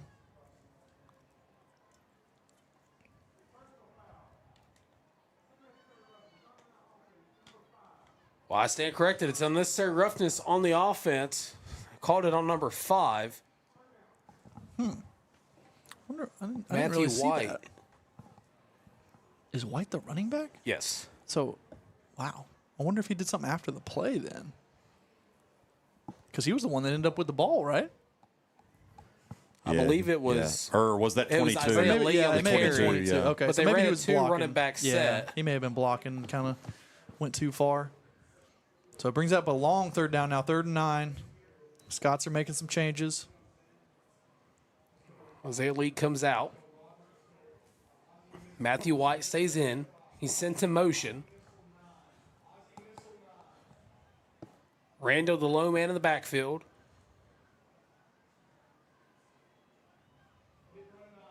Cross back, pressure. That's going to be incomplete. A very rare off throw from Buck. So 4th down coming up here for the Scots. I believe this is the first 4th down the Scots have faced all night. Here they are again, bringing that big back in. Could be the same look like they did earlier. 2 backs blocking for these 3 receivers to try to go deep. So look for that fade route again that they scored on. I could see Randall here in the slot running a fade. 9 trying to get the snap off. They're going to change the play at the line. Oh, Looks like they may just punt it here. okay. Almost blocked. It'll get a bounce. Don't believe it'll get in the end Oh, zone. wow. Randall can do it all, I guess. Yeah, he can. Great bounce. After the punt, the Bruins will take over from their own 2. Here comes once again the sophomore quarterback who, as we've already talked about, we're going to continue talking about throughout tonight. He's not looked bad in this game. No. He hasn't made the huge mistake. You know, that he had that pick that got called back, which I think he may have just been, he kind of knew that it was going to be a flag and kind of threw it up just to give Javion a chance. But, yeah, hasn't played terrible so far. But, again, you know, we just haven't gotten enough explosive plays to stay in it. You know, we're stuck at 6 points here, but we've got to keep the offense pushing.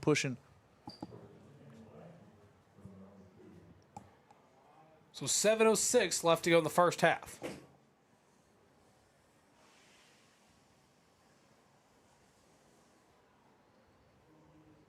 Call direct snap to the tailback. Walker on the carry, but he'll get met immediately almost by number 40 on the defense. It's Davis Satcher. He's got 8 tackles this year, one quarterback pressure. He's a 6-foot senior. Got a couple yards and just got some breathing room there from your own end zone with Aaron leading blocking in front of him. Give Aaron some space here to maybe find a pass. Orgel's going to roll out.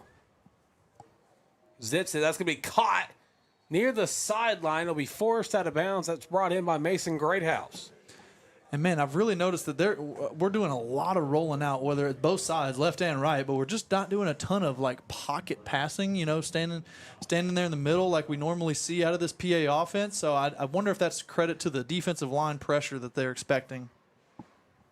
6.5 to go in the first half. 1st and 10 from the 15. Orgel stands in the pocket. Pressure coming. Throws a deep ball. Has a man incomplete. It just died out a little too early. Believe he had Hancock for the moment, but just not enough mustard on that one. Yeah, that was a really long throw. Chase did end up getting past that defender, but, man, that was a really long throw for Aaron to make. He almost got it there, but like you said, just at the last minute kind of lost its steam. But going back to my point about the rolling out, like it can be very helpful because you only have to block half the line potentially or only beat half of the defensive backs, but it also limits you to only really those 2 or 3 receivers you have on those side is the ones you can throw to. You really can't throw to the backside much. He's going to hand the ball off, cuts back up the middle, room to run, tries to break away. He went airborne for a second, but he's brought down. It's Javion Walker on the carry, be enough for a Bruins first down. Well, there's no such thing as 24-point plays. You just got to chip away. Yeah, exactly. Slow progression is still progression in some shape or fashion. Or 25 points. Sorry, we're a point short here on our screen. 6 minutes left. Gittins on the carry. He'll be met immediately, thrown down, but he stayed on his feet before finally brought down behind the chains. So 2nd and about 11 coming up for the Bruins. Kyle, we're not going to let you off the hook. That's still your education math right there. We're not going to give it onto the graphics guy. Yeah, I know. I didn't get that. I didn't get that PA education. I got that terrible education across the river. So bad he's not even going to say the name. No, not on this broadcast. 2nd and 11 from the 31. Orgel calls for the snap. Pressure coming. He's got a zip it. That's going to be brought in by Walker. Walker cuts back, Phil still on his feet, up the sideline, has a burst of speed, past the 50, 45-40, cuts back, and he's brought down at around the 35-yard line. Moved the chains on down for the Bruins because Walker just got him another first down. That's the Javion we know, Blake. Yeah, exactly. And good job by the right side of that offensive line, Landon O'Donnell and Pierce Phelan, blocking a couple guys out there, but a really patient catch and run by Javion to set them up. Trips near the bottom half of your screen. Orgel, high snap, rolls, throws it near the sideline. Another PI roofing penalty flag's going to be coming out in the area of pass interference. That's Dean Dullen, who that one's going to be called on. Well, that tugging, I thought he was going to rip his jersey off for a second. And it's like we were talking about Chase earlier, of how he's starting to kind of come into his own. It's like he gets past a lot of defenders. He's been the one that's gotten probably 3 or 4 pass interference or holding calls on him this year already.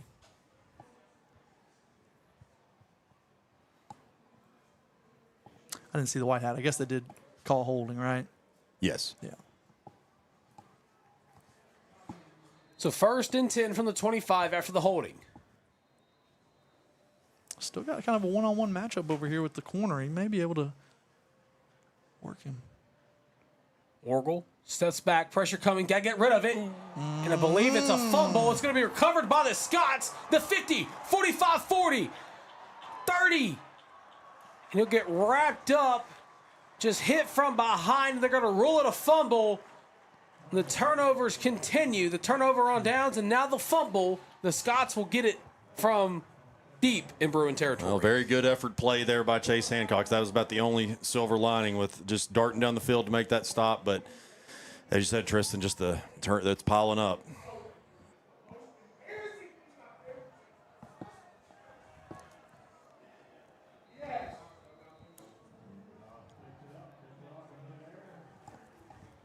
So 4:30 left to go in the first half.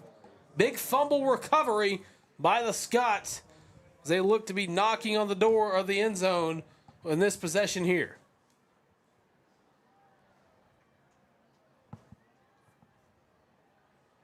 Randall's going to hand the ball off. Be met by family of Bruins fighting for extra yards before he's finally brought down. I believe that may be Matthew White on the carry. Yeah, White on the carry, but I do like that the PA defense is ripping at the ball there, trying to create turnover of their own. try to steal some momentum.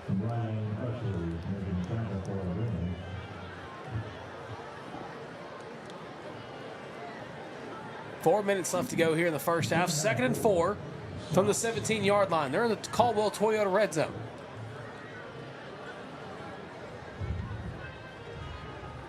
Bucks just going to hand the ball off. It's going to be brought down. I believe Flowers was the tailback on the carry. I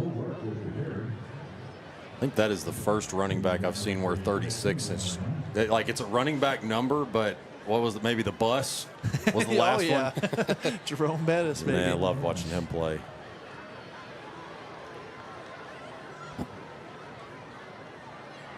Good tackle. Nowhere to go on that one. It's going to bring up I believe, 3rd down. TJ Logan there, first one in that tripped him up. Nice job battling off the blocker and got a hand up there on around his ankles. Coming up on 3 minutes left in the half. So it'll be 4th and 4 from the Bruins 18-yard line.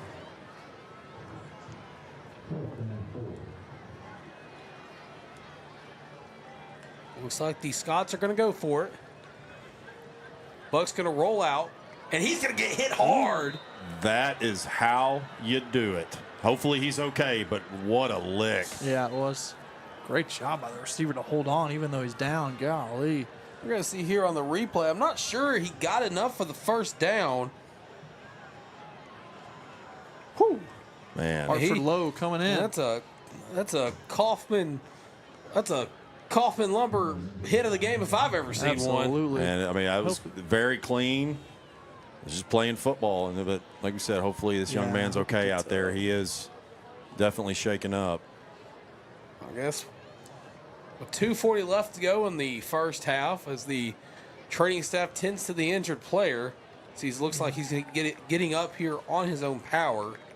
We'll see another replay from our field cam. Just throws it and just gets popped. Yeah, he just got the wind knocked out of him. I think he's walking off under his own. Oh, well, grabbing his shoulder too, but. Yeah. And honestly, I don't want to be insensitive to the injured player, but they gave him the first down, which I thought he was a yard or two short, and then they didn't even measure it or anything. So I don't know. That was interesting to me. Yeah.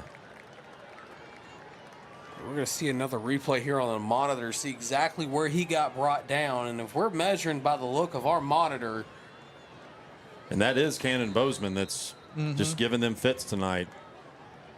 Yeah, I hope his shoulder's not messed up too bad. 2.5 left to go here in the first half. First and 10 from the 14-yard line.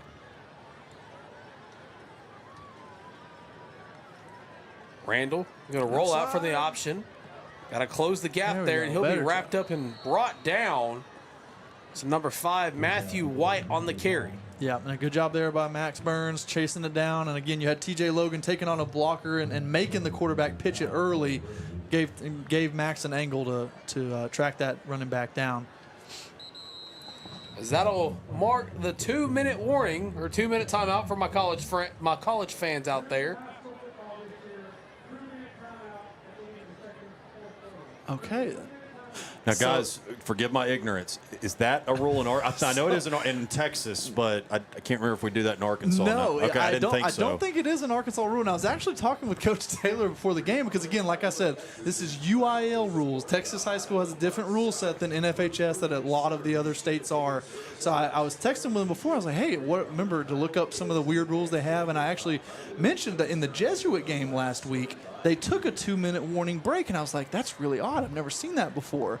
But then the commentators on the Highland Park commentators were like, oh, well, that wasn't actually a 2-minute warning per se. It was just a hydration break that the officials happened to take at 2 minutes.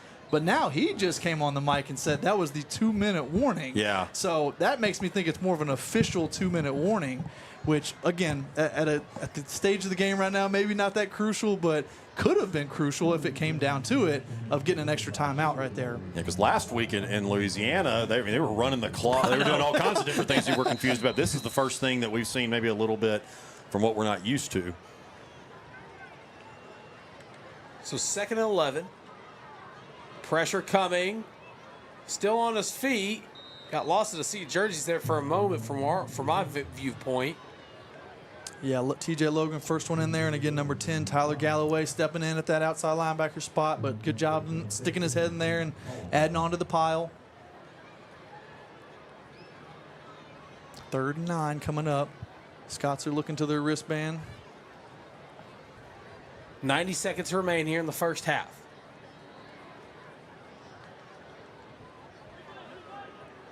Or throw a dart to the end zone. That's going to be caught. Touchdown, Scots. That's going to be hauled in by number 4, Harrison Cullum, on the play. And it looks like the Bruins were confused there. Looks like there may be a PI roofing penalty flag. They called offsides on the defense. So that would have been Harrison Cullum's second touchdown. We've got 2 guys with 2 scores.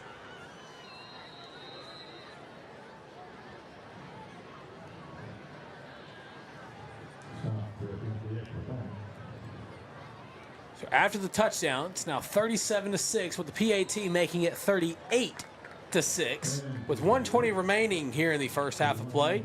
The Scots with a commanding lead here at Highlander Stadium on Randy Allen Field. I'm looking on Fearless Friday, and it shows Mills only up 6-0 on Blyville, which is a little concerning. Have you gotten any updates on that? I haven't gotten any updates, but okay. I will say this, guys. I was on Jonesboro radio earlier, and we were talking about this game, and Blyville's off to a really, they got a new coach in Rod Stinson. Rod coached at Pine Bluff and left there and was on Marion's staff as an assistant for a few years, former Razorback from the 90s. I think actually might have played with Anthony Lucas, if I'm not mistaken, with the Hogs. But he's done a great job there. Blyville, they've had their struggles, but he's really breathed some life into them. And man, if they pull one out against Mills, that would be a massive one for that program. I remember PA having a big matchup with Blyville in a playoff game actually, and they had I'm trying to remember that running back's name. I think, I think it was Hawkins or something, but he was a stud back in the day. It was probably mid 2010, 2015-ish, sometime in there. That sky kick's going to look like it'll be returnable, but a fair catch will be called near the 20. So once again, here comes the Bruin offense. And I think y'all were also talking about before the game that one of the Mills star players is still kind of rest up an injury. He wasn't super injured for season ending, but they were just kind of holding him out a little bit, getting him ready for conference play. Was that right? Eli Moody, yeah, man. He was pretty much the unanimous underclassman of the year last season. As a freshman, led the Comets to the 4A semifinals. Of course, talking about this game just a little bit while we have a little bit of a breather. Talk about the beautiful Dallas skyline that's right in front of us. It's starting to light up.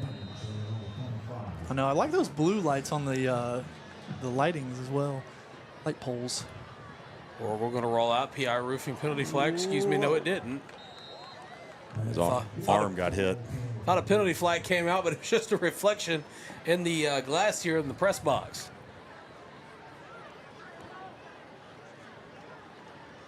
So after the incompletion, 2nd and 10 from their own 25 coming up for the Bruins. 1:14 remains.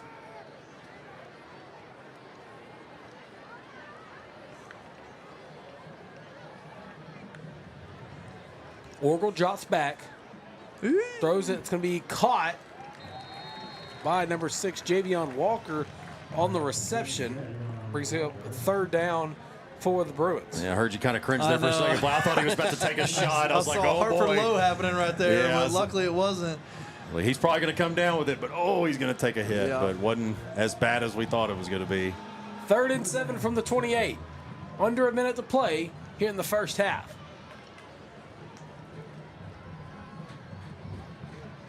Ogle rolls out right.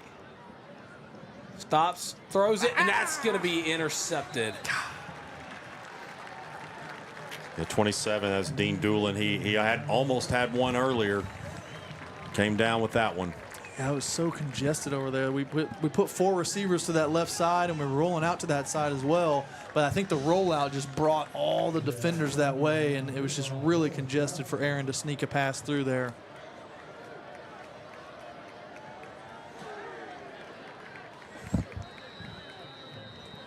So after the interception, 33 seconds remain in the first half. The Scots starting another possession in Bruin territory.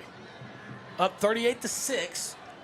I'm sure Coach Allen and the rest of the Scott's coaching staff want to go in the locker room with more points on the scoreboard.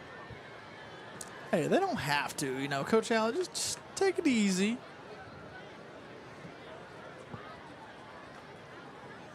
Randall drops back, pressure coming, gets hits as he throws. It'll be caught near the sideline as he steps out of bounds. It's Cash Tanner, the 6-foot senior, on the reception. I like the pressure we brought there. We got TJ Logan in the face of Randall, but Randall did a really good job sticking in there, taking the hit and getting the ball out to pick up a few, and the receiver smartly got out of bounds.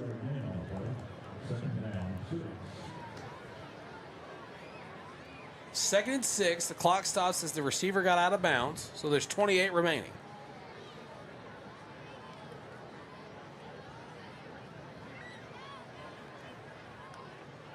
Randall calls for the snap, steps up, room to run, breaks away, PR roofing, penalty flag thrown as he evaded from the offensive line in the area of holdings, and we'll see what the call is. Of course, Randall's longest rush so far this season is 45 yards. But after that holding call, the run there will be wiped off the record books. Yeah, they're going to get the left guard for that one. That was 63, Charles Davenport. Just like in Louisiana, Blake, they call it the numbers on penalties. I know. I talked to one of the buddies that's a referee in Arkansas, and he said they actually did make that clarification as well in Arkansas. They can start calling the numbers as well, just because the coaches are always wanting to know.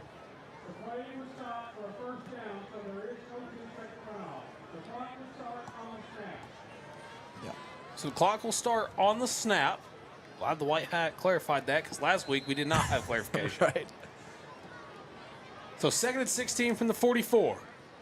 Randall calls the snap, throws it over the middle. That's going to be brought in. And that's going to be caught by number 4, Harrison Cullum, the 6'1" senior. 2 and 4 have just been their dudes tonight, which we knew 2 was going to be. But 4's kind of had his coming out party for this season, not having a single reception coming into this year. Harrison Cullum. That's surprising. He hadn't had a catch before now. So Highland Park will take the timeout. And guys, 14 seconds left to go in the first half. And of course, we're going to take a break at the halftime. At halftime, come back and talk more Pulaski Academy football. But so far, what are you seeing in the first half that kind of you would like to see bleed over in the second half? Well, not much. We hopefully hold them to no points, and we score a lot of points, I guess. Agreed. As simple as that. It's always so much easier from this side rather than having to actually coach it and get it to happen. Yeah. Randall drops back, pump fakes, throws it off his back foot near the end zone. No. Incomplete. 8 seconds remain on the game clock.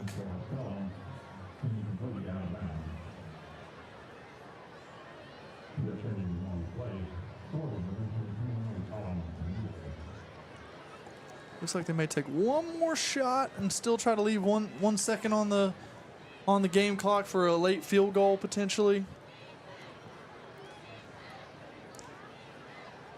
Because really, you can use up the full 7 seconds on this. You don't have to leave but 1 second for your field goal team.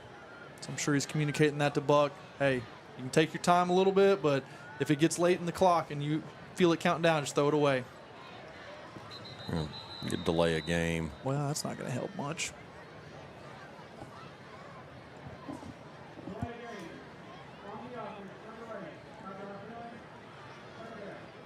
So Highland Park will take a delay a game penalty. So with 8 seconds left, we're likely just going to see Buck Randall throw it as far as he can into the end zone.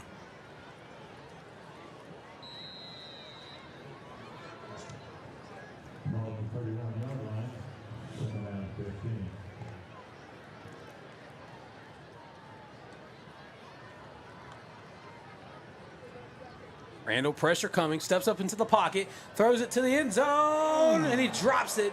Incomplete. 2 seconds remain. One of the PAD backs down there, I can't tell who that is, was reaching out his ankle. I think that's TJ Logan. Oh, gosh. I thought I saw 2. Yeah, I think it is 2. He must have been running from his outside backer spot down the field. Oh, he looks like he's in pain too. Yeah. Athletic trainer Nate Moody going out there to check on him. So I am looking here with the binoculars provided by Blake Amsler, and that is Logan on the turf in the end zone. That is not something you want to see if you're a Bruin fan. One of the sole seniors out there on defense. It's hard to see. Tristan, I know you got the binoculars. Is he grabbing his leg? He's grabbing his. It looks like he's grabbing his arm. His helmet's off. Oh, really? Okay. I thought his first thing I saw him going for was his ankle area. Well, I take that back. It looks like he may be grabbing his ankle because that's what the athletic trainer is really focusing on. I think he was kind of going up. I don't know if we have a replay of it. It's kind of going up with that jump ball and maybe just kind of came down on it and twisted it like you can do sometimes. So hopefully that's just a little ankle twist or ankle sprain that we can get past. Looks like it is his ankle because it doesn't look like he's putting much weight on it. Yeah. Putting positive thoughts over there.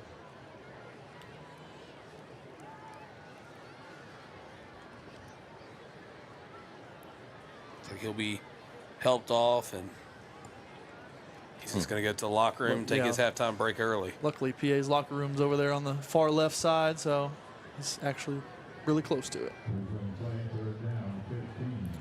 He's very gingerly walking on that ankle. How about this, though? 2 seconds left in the half. Highland Park's going to set up for a 48-yard field goal.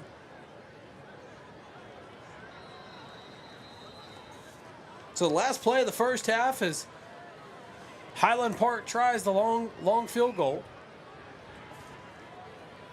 Of course, that's Sutton Stock, the kicker. And it gets blocked. It's like 25. That was Rye Lanahan. It would have been returnable had they got it fielded cleanly. But both teams are going to go to the locker room as we head to the break. Our score, the Scots 38, the Bruins 6. Don't go anywhere. We'll be back for second half action on PA Live, the Natural State Sports Network.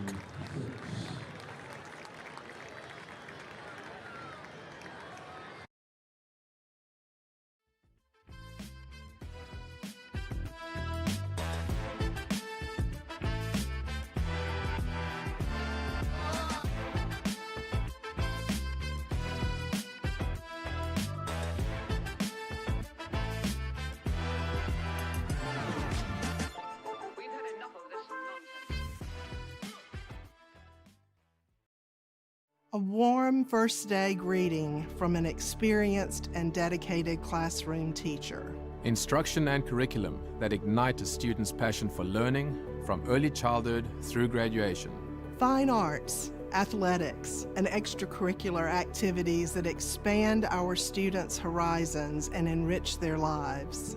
These are just a few of the reasons why our faculty, parents, students, alumni are passionate about the Pulaski Academy mission. Based on extensive feedback from parents, faculty, and alumni, the board led the charge in developing a new strategic plan and mission statement to guide the investments we will make in PA's people, programs, and facilities for years to come. We invite you to review the strategic plan and discover how ensuring faculty and staff excellence, transforming and renewing our campus, and furthering the standard of excellence of our fine arts, athletics, college counseling, student wellness, and other programs will ensure that we are well prepared to serve and support present and future Bruins. We have also developed a new mission statement, one that captures the essence of our exceptional school and the aspirations that we hold for each student. We are an academic community dedicated to excellence, where each student is valued,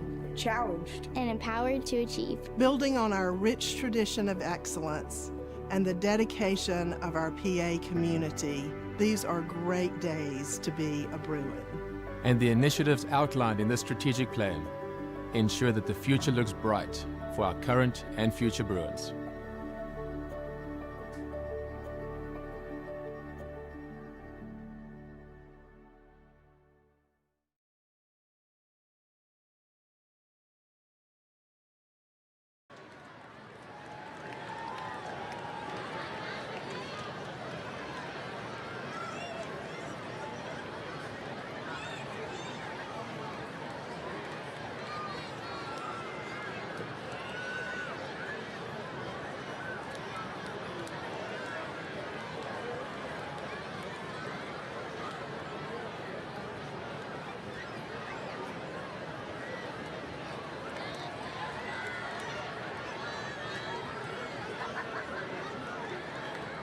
And please welcome to the field the Highland Park Cheerleaders.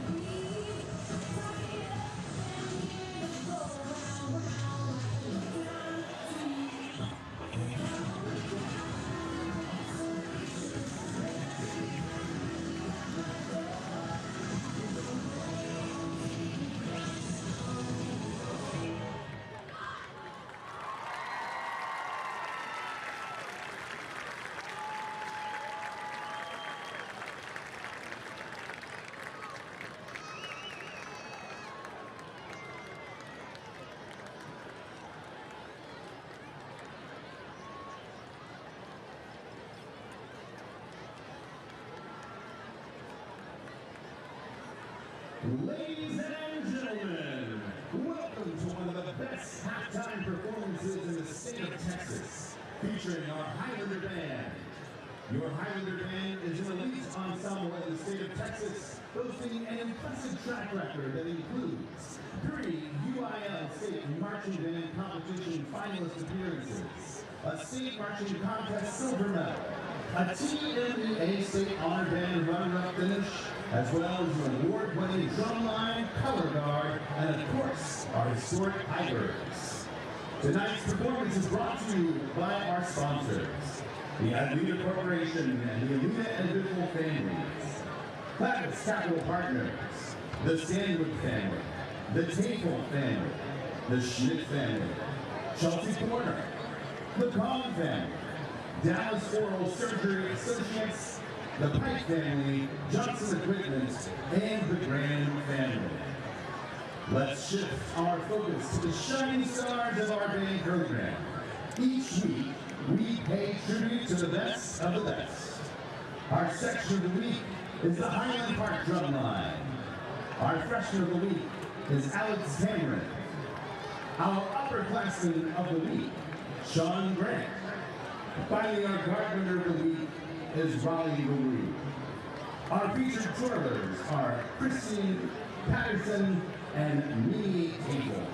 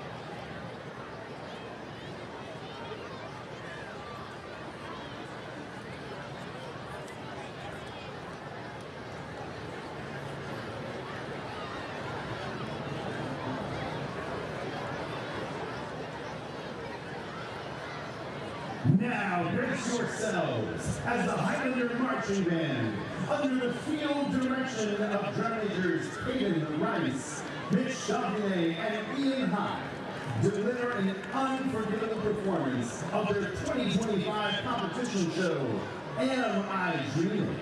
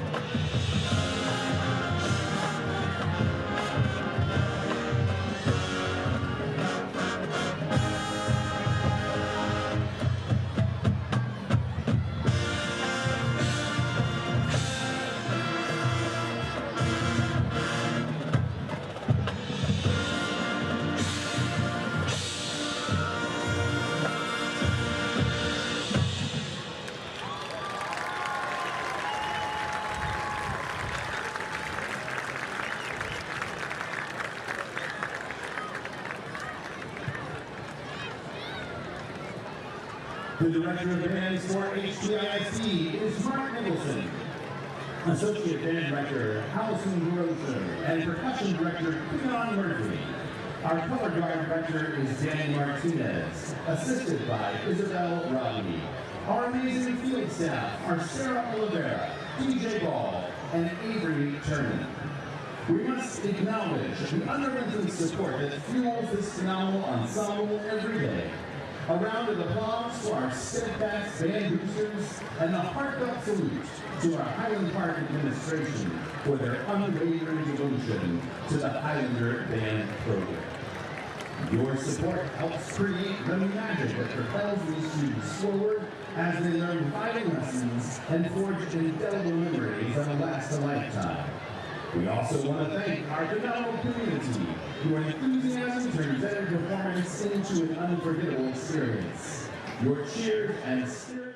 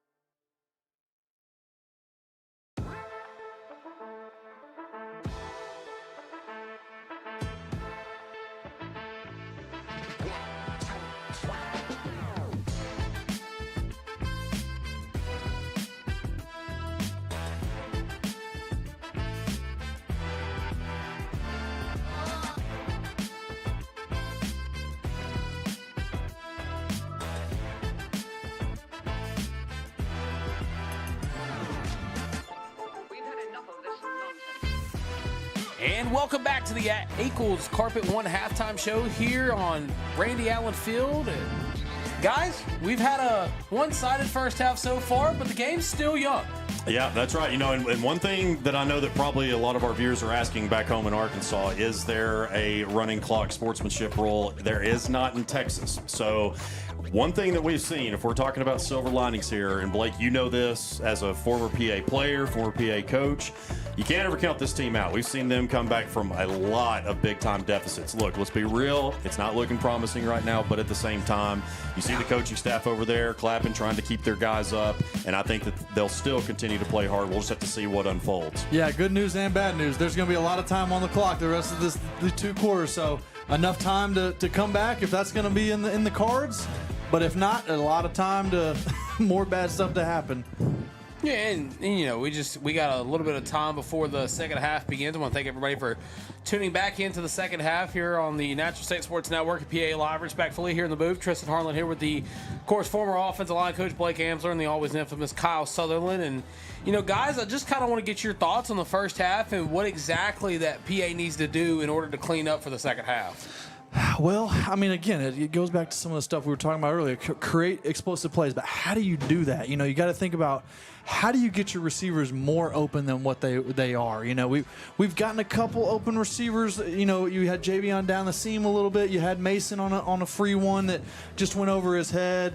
But, and I really like that first play. I don't think we have seen much man coverage since then, but the scoring play earlier where we kind of did a little crisscross route and got Bryce open on the slant route. But unfortunately for us, Highland Park has not gone back to that tight man coverage, and they've really played with a lead. They played with a little more conservative style on defense of just playing some zone and 2 safeties back to not let anything over the top. So, the answer may be got to take stuff over the middle and build a long drive. That's what it's going to come down to. Yeah, and Highland Park it's really 2 and 4. Then I was talking about that with the broadcast crew over at Highland Park. It's really just been those 2 that have really given you fits all night. And then offensively, kind of just building off what Blake said, offensively, I felt like they brought a little bit more pressure, Highland Park did, particularly in the second quarter, maybe got to Orgle a little more. So see if they can clean all that up. Of course, the Bruins will start the second half with the football, as Highland Park started the game with the football. So we're going to see what the PA offense can do to start the second half after getting some talking from the coaching staff in the locker room. Is that one a little close for comfort, but it'll be going out of bounds as a PI roofing penalty flag is thrown. I believe they're going to say the kickoff went out of bounds.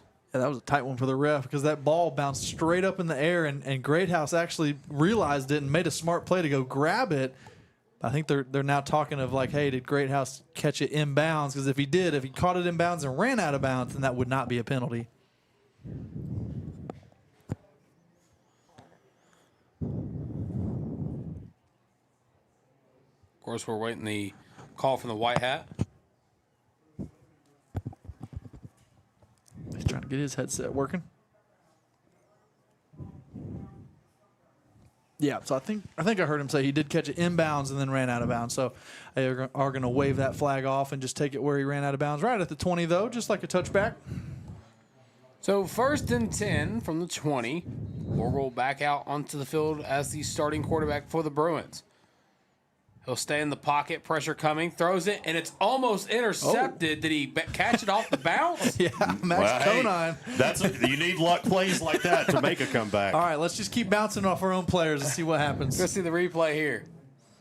Yeah, I mean, he bounced it, and he got it right back. It'll be 2nd and about 8 after the tip drill play. There's a bunch of receivers near the bottom half of your screen. Orgle going to zip it, and that's going to be caught. Gains at about 6 or 7 on the play. That's brought in by Max Conine. They're going back to those slant routes that were working early. Yeah, they did a nice job there. Like kind of a double slant route. Bryce ran first, and Conine was right behind him to confuse those linebackers. 3rd and 2 from the 28. Of course, Orgle's going to check to the sideline.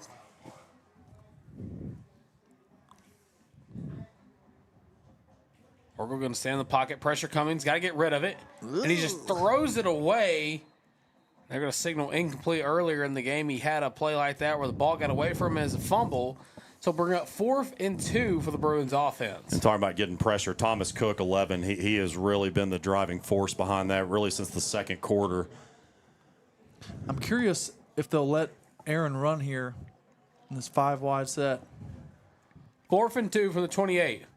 Orgel thought about getting rid of it quick. Has a man open down the field. That's going to be caught. He still's on his feet. Tries to get away from the defense. Thought he may have dropped it there. That's going to be brought in. I believe that's Chase Hancock who got the reception there. All right, get up and go. Let's get to the line. Call another good one. Build some momentum off of that. It was Chase Hancock with the reception, so it'll be 1st and 10 for the Bruins. They are in Scots territory. Orgel drops back. Pressure coming. Steps up in the pocket, and he just throws it away. Incomplete. 2nd down coming up. He was looking for Mason Greathouse originally, just running out in the flat, realized it wasn't there, so was going to look downfield, but just didn't work out. Substitution coming in now for the Scots defense. 2nd and 10 from the 41.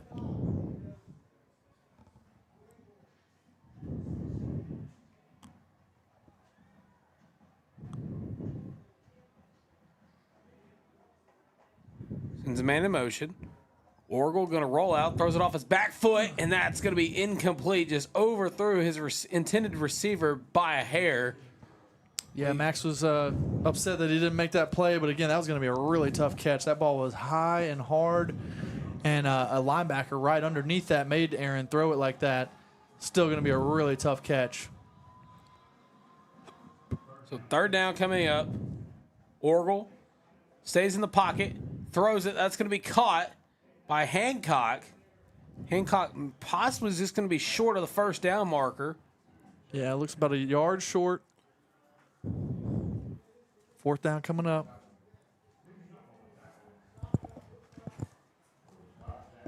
So 4th and 2 from the 33. Under 10 to go in the 3rd quarter.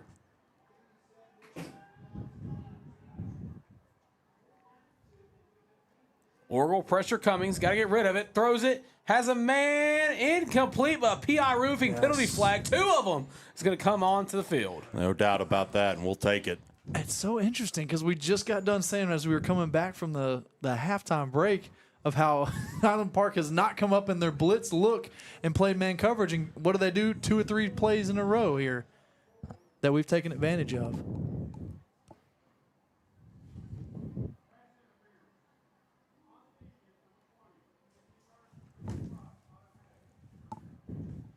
It's going to be Ronan Moreland, the Scot that's charged with the PI roofing penalty flag. Good look over here. Yep, there he is, grabbing the back of the jersey of Mason. Mason did a great job, though, of keep fighting for that ball and try to make it look even worse for the ref. Oftentimes you see the receiver stop and makes it look like it's not as bad. So 1st and 10 inside the Caldwell Toyota red zone. Be caught in the flat. Possibly have enough for a 2nd and short inside the 10-yard line. Bryce Gittins getting involved again. Chase has got one-on-one coverage down here on the side against the linebacker. Going to hand it off. Left-hand side, room to run. Cuts back in. That'll work.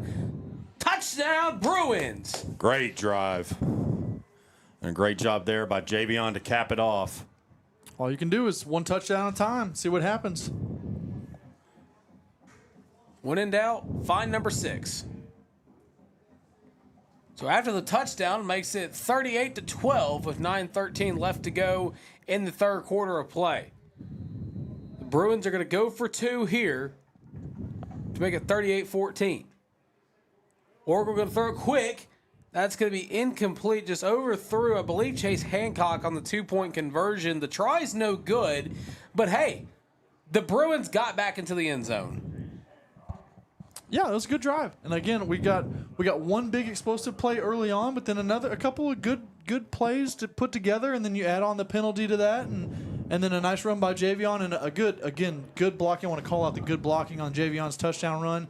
That left side, Luke Edwards leading the way, and you see Chase Hancock getting in there with Max Conine blocking their individual D-backs out there. So good job all around for a team touchdown. And what a great response there. That very first play almost was a pick, and then it turned out to be a reception from PA, and they took it down the field, did something with it. So a great response.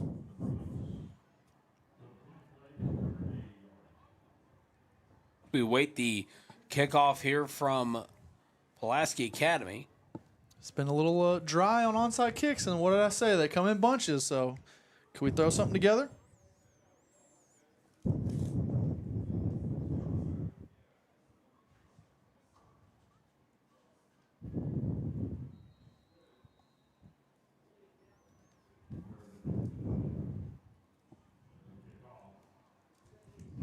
Here comes the kick. Good onside, and it just goes out of bounds. Good pop too. It didn't seem like Max Conine was the one on the edge there, like normal. He got one against Robinson by staying on the edge there and using the big frame to get up there and keep the ball in bounds. But I feel like it was someone shorter down there.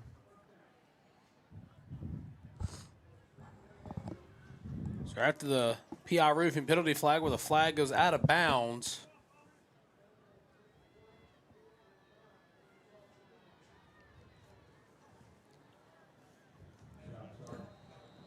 So 1st and 10 from the 48. The Scots back out onto the field with a commanding 38-12 lead.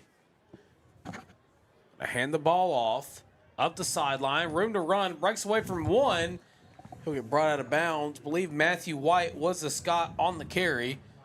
And I hate to keep harping on it, but that contain of the defense just keeps getting broken down by the Scots offense again and again in different ways. I mean, they used the option a lot early on in the first half to get to the edge. There's just a straight-up outside zone handoff that got there. Here's another sweep. They run the reverse there, and that time only gained a handful. Again, better job there. You saw someone hold the edge and make him cut back inside to the rest of your team on the defense. That's what you want. You know, that you have to have that edge, whether it's a linebacker keeping the edge or a defensive end keeping the edge. Someone has to set that. 2nd and 4. 8:38 left to go in the third quarter of play as the Scots are driving. Takes the handoff and he loses the football. He's got to throw it deep. Oh, my God. But he finds a man on the sideline. Oh. And they're going to say he caught it. What a play. I mean, from the fumble by Randall where he gets the ball back and he throws it to Messer on the sideline. His first catch of the night, 7th of the season. Got 2 touchdowns on the year. A really great presence of mind there to keep his foot in bounds. Yeah, and what presence for the quarterback yes, to just keep that. I mean, in such a terrible spot back there. You had the rusher on you, but just turn around nice and cool and put it on him. 1st and 10 from the 17-yard line. Pressure coming. He's going to step up. Room to run. Burst of speed. Jukes right.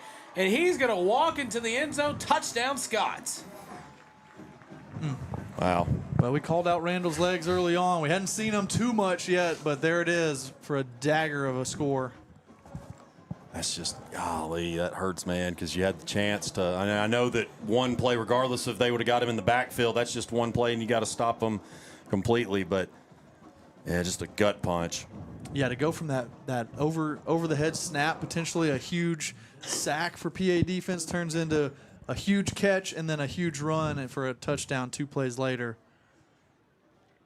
Kicks up, and the kick's going to be good. So as fast as the Bruins get on the board, the Scots answer right back. Our score after that one, 45-12. The Scots still with a commanding lead.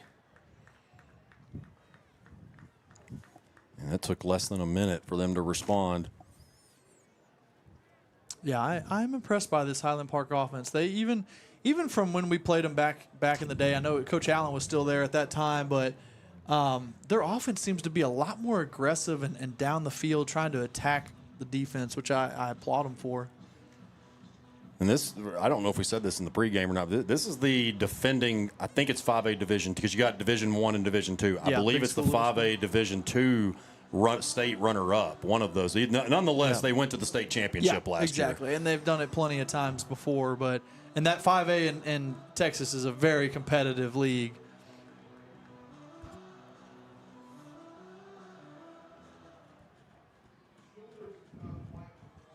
Waiting the kick from the special teams unit of the Scots. That one's going to be fielded. They're going to say he's going to step out of bounds. Yeah, that right foot went back and just barely touched the white. So here comes the Bruin offense. They'll take over on their own 15-yard line. Of course, last drive they were able to punch the ball into the end zone after a run from Javion Walker. Of course, they had a pass interference penalty, and they were able to move the ball very well on that first drive of the second half. So I'm sure Coach Lucas and the staff are going to look to do the same thing on this drive here. Yeah, I'm curious as to what this Scots defense is going to come out in after we kind of diced them up on that drive with them being a little bit more aggressive. I feel like they get back to their kind of conservative, keep everything in front of you mentality. Orgel calls for a snap. He'll drop back deep, and he throws it incomplete. Yeah, and that was actually a really smart play by Aaron. He was trying to set up a screen pass to Javion coming back in, and the defensive line, all three of them read it pretty well, and we're just sitting there sifting and waiting on him to come across. So that was actually a really smart play to just put it at Javion's feet. Second down after the incompletion. Orgel pressure coming. Has to roll out. Throws it to an open receiver. That's going to be brought in. No, they're going to say incomplete, that it hit the turf as intended for number 1. That's Max Conine, the intended target on the play. We're going to see a replay here. Aaron showing off the arm strength, throwing it back against the grain like that. Just not enough to get it there. So 3rd and 10 after the incompletion.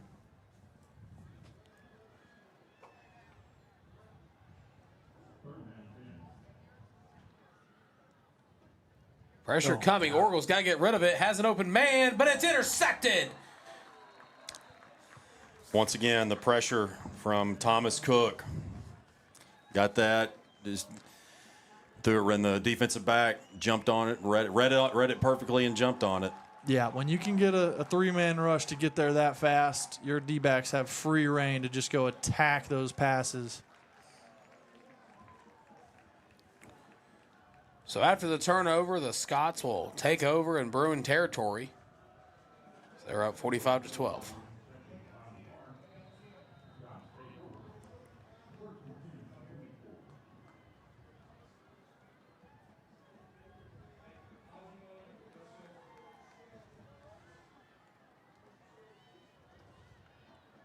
Randall drops back, pressure coming, throws it, a screen, but he's just going to have no one to beat, walks into the end zone, touchdown Scots. Late flag there. They're going to catch the receiver on a hold.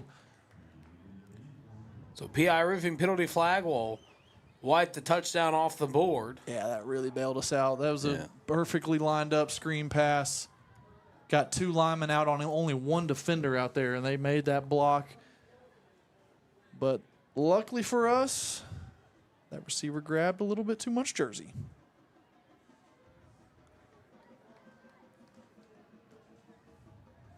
I've been trying to figure out all night what is this Scots team? It's Cal. Cal is the team that keeps coming to mind. Yeah, their those jerseys colors and stuff. Yeah, for sure. It took you to the 3rd. I know. I couldn't think what team is this? And I'm like, okay, it's Cal. Finally, but I don't watch a lot of West Coast. Once again, across the river education showing. That play is not going to go anywhere as it's wrapped up before it develops. We got to get Daddy Kyle to stay up a little later. Some of that Pac-12 after dark, You were reading man. my mind. You were reading my mind. I'm always usually asleep by the time that kicks off. Hey, it's okay, Blake. Pretty boy swag needs to sleep. I know. Yeah, you can't look that good going to bed at 2 a.m. Y'all better stop buttering me up.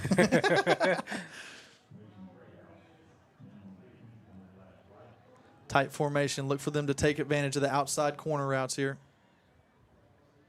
Drop back, pressure coming. Steps up in the pocket. He's going to get brought down for a sack.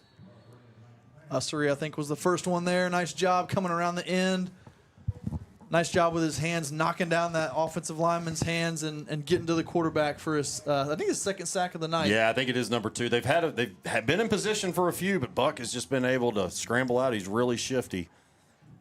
But again, kind of going back to what I was talking about the containment is don't let him outside of the pocket, and that allows your interior guys to make those plays. So credit also the other defensive end on that right side of the Bruin defense to keep everything inside.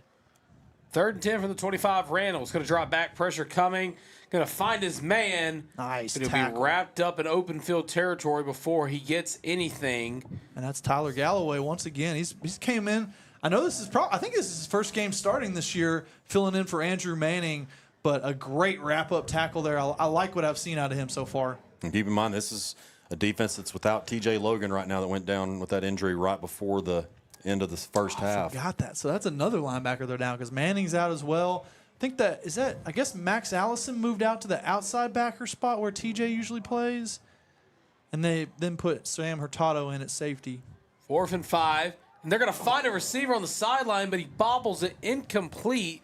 Turnover on downs, and the Bruins are going to get the football back. They're looking Hartford Lowe's way at the corner there, and he actually made a pretty aggressive and smart play to come across and try to knock that down. He did end up missing it, but distracted the receiver enough for him to bobble it and get the turnover on downs. So 1st and 10 from the 20. The Bruins down 45-12. Going to see if Orgel can put that interception in the back of his mind from the last possession and find the end zone here. Back with the trips look near the bottom half of your screen near the scoreboard. Sends a man in motion. Calls for snap. Throws it to an open man. Just wasn't looking. That's Chase Hancock, the intended receiver. Be incomplete. 2nd down coming up for the Bruins. Yeah, I think he saw the safety coming out of the corner of his eye. We've seen some big hits tonight, and we could have seen another one right there. And you know what? I like that throw from Aaron. It was really well timed, actually, in a pretty good spot, and he had good zip on the ball to get it there, but the safety was there. Or we're going to throw a quick little screen there. Gains possible about 5. Bring up a 3rd down and manageable. Yeah, good positive play on the 2nd and 10 after the incompletion to get something positive going ahead. And like you said, another manageable 3rd down. Got a lot of options, working some of those out routes that we've seen him throw a little late. Can he throw them a little earlier this time?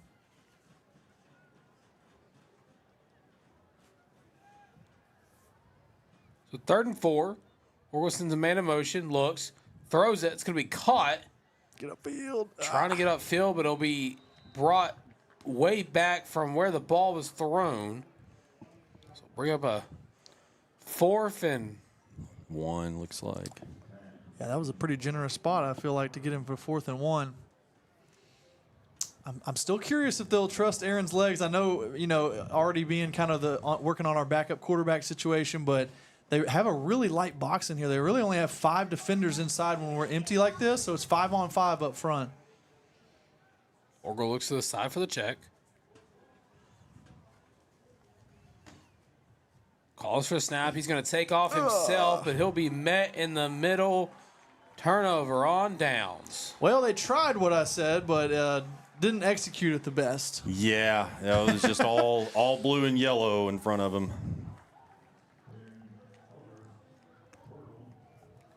So after the turnover on downs, the Scots will take over on the Bruins 29-yard line. So they're up 45-12 with 4:21 left to go in the 3rd quarter of play. There you see on your screen, athletic director, Coach Jason Wyatt, and then the co-owner of the Natural State Sports Network and the voice of the Maumelle Hornets, Steve Henson, with I believe that's his youngest son. Love everything that Steve Henson does for us here at the Natural State Sports Network. His quarterback's going to step up, and he's going to find an open man, and he's just going to tiptoe to the end zone. Touchdown, Scots. That's actually the running back, Matthew White, with his 7th reception, 2nd receiving touchdown of the season.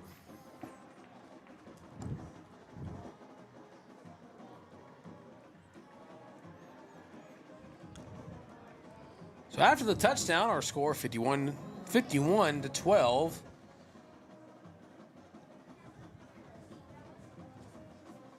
You know what they say, guys. Iron sharpens iron, and I'm sure there's a reason why the schedule was formed this way for the Bruins, to make them the best that they possibly could be as they go into next week on a Thursday, nonetheless, to play their first conference game of the season against the North Little Rock Charging Wildcats. Another team that's I know I haven't seen that Catholic score, but if Catholic beats North Little Rock tonight, then unless something crazy happens here tonight, then both of those teams, PA and North Little Rock, will be searching for their first win of the season. And I believe, Kyle, that's on a Thursday night because of the Buzz. Is that right? It's Buzz game of the week. Or the TV game of the week. Oh, yeah. Mm-hmm. Is that PBS? No, it's not PBS. Lanny Beavers is going to kill me for this. No. The Buzz, is that no, it's not. It's the TV TV with station. Bob White and late night. You know, I have. I know Matt Johnson from M&M Production does that crew. Fearless Fridays, who does it? Yeah, no, it's Fearless Friday that does it, but I can't remember the name of the state. But nonetheless, we'll call it Fearless Friday. Well, if you want a score update in the North Little Rock game as we await the kickoff, the Charging Wildcats are up on the Rockets 28-13. Okay, so it's looking good for them. That's a sky kick. Oh, it's in the middle. They got to get on the hands team, as that's going to be down at about the 15.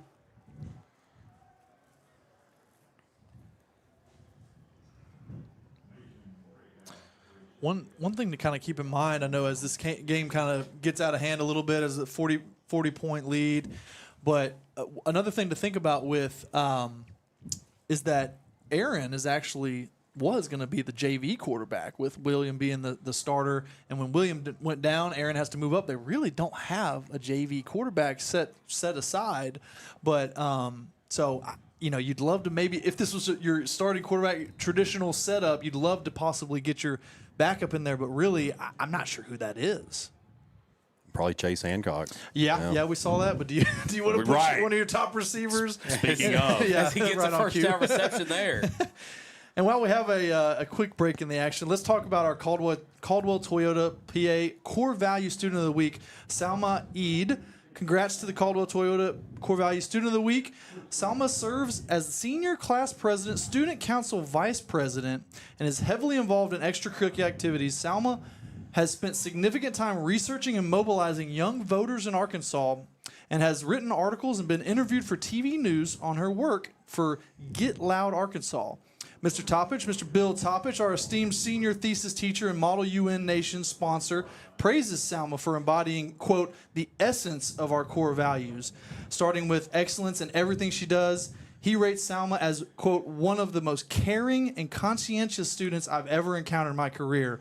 Finally, our head of upper school, Mr. Anderson, values Salma's reliability, noting her willingness to answer any request with an enthusiastic yes. So shout out to Salma, our core value student of the week. Great job reading that. Thank you. So third and 7 from the 30-yard line. 3 and 30 seconds left to go in the third quarter of play. Oracle pressure coming. Going to roll out. Going to pump fake. Throws it. Just couldn't find the receiver. Incomplete. I believe that was Gittins, the intended target on the play. And sidearmed that one. I was thinking, that's kind of his best Patrick Mahomes impression there. Kind of working the line of scrimmage there, making sure he was onside. And then one arm slinging that thing down there high and fast right over Gittins' head, though.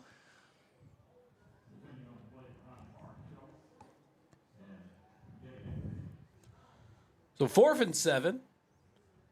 Here comes the pressure. Yep, good. Looking to Coach Thrash. Looks like they're sticking in the pressure. Oracle going to drop back. Pressure coming. Has a man deep. Ball ended up there. No. Exactly what you wanted to draw up. Sorry to cut you off there, Tristan. Couldn't find the intended target on that play, so it'll be a turnover on downs. That's exactly what you want to draw up in that scenario. Get one of your best receivers one-on-one. Chase made a great play to get past the defender, and the ball just went just too far over his hands.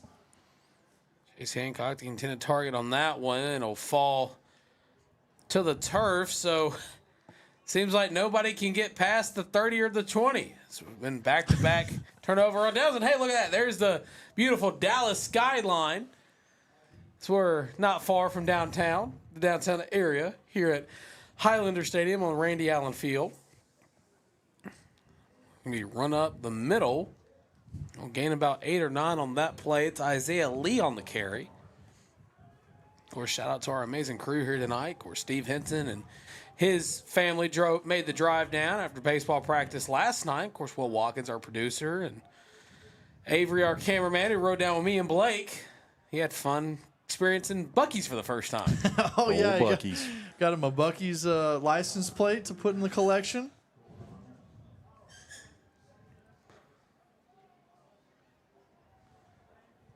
A handoff here. Try to juke left. We brought down, I believe, a new quarterback's in the game for the Scots. It's number 14, Cruz Messer, the sophomore. Yeah. Yes, I think I've been to every Buc-ee's that there is. I'm pretty sure, and I still can't believe we're getting one. I was so happy but shocked that when we got a Whataburger in Saline County, and now we're about to get a Buc-ee's. That Shameless will be a plug. big time. Hand the ball off. Up the middle, goes right. Breaks away from another. And he's going to fall at the pylon. They got to mark him down. Yeah. They will. Elliot Tollison, a.k.a. the bus. He looked like it right there, too. Kept those feet moving. First and goal on the one as they're in the Caldwell Toyota red zone. I mean, he is your prototypical, like, today's H-back type. Mm-hmm. Yeah. Getting him a few carries here as the score gets out of hand some. Maybe he might be a lead blocker here. Let's see what they do. Gonna hand the ball off. He'll be met, but They he'll let him keep eat. chopping those feet. Oh, Touchdown, the bus. Scots. Got to reward the big fella sometimes, Yeah. you know. He did some blocking out there early on in the game. Reward the fella.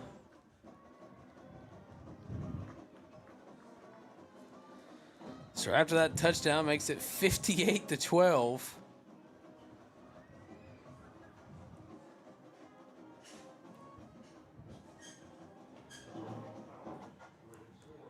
We wait the PAT.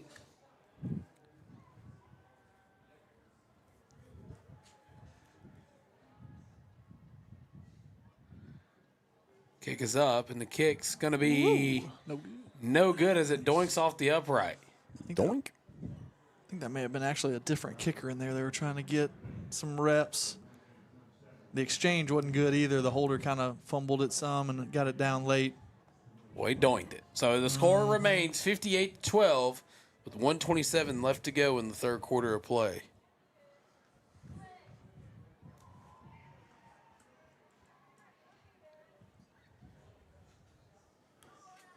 I'm going to just go on a limb here. I know this is a crazy prediction, but I'm going to say that this kickoff is going to go out of bounds, or at least on the sideline.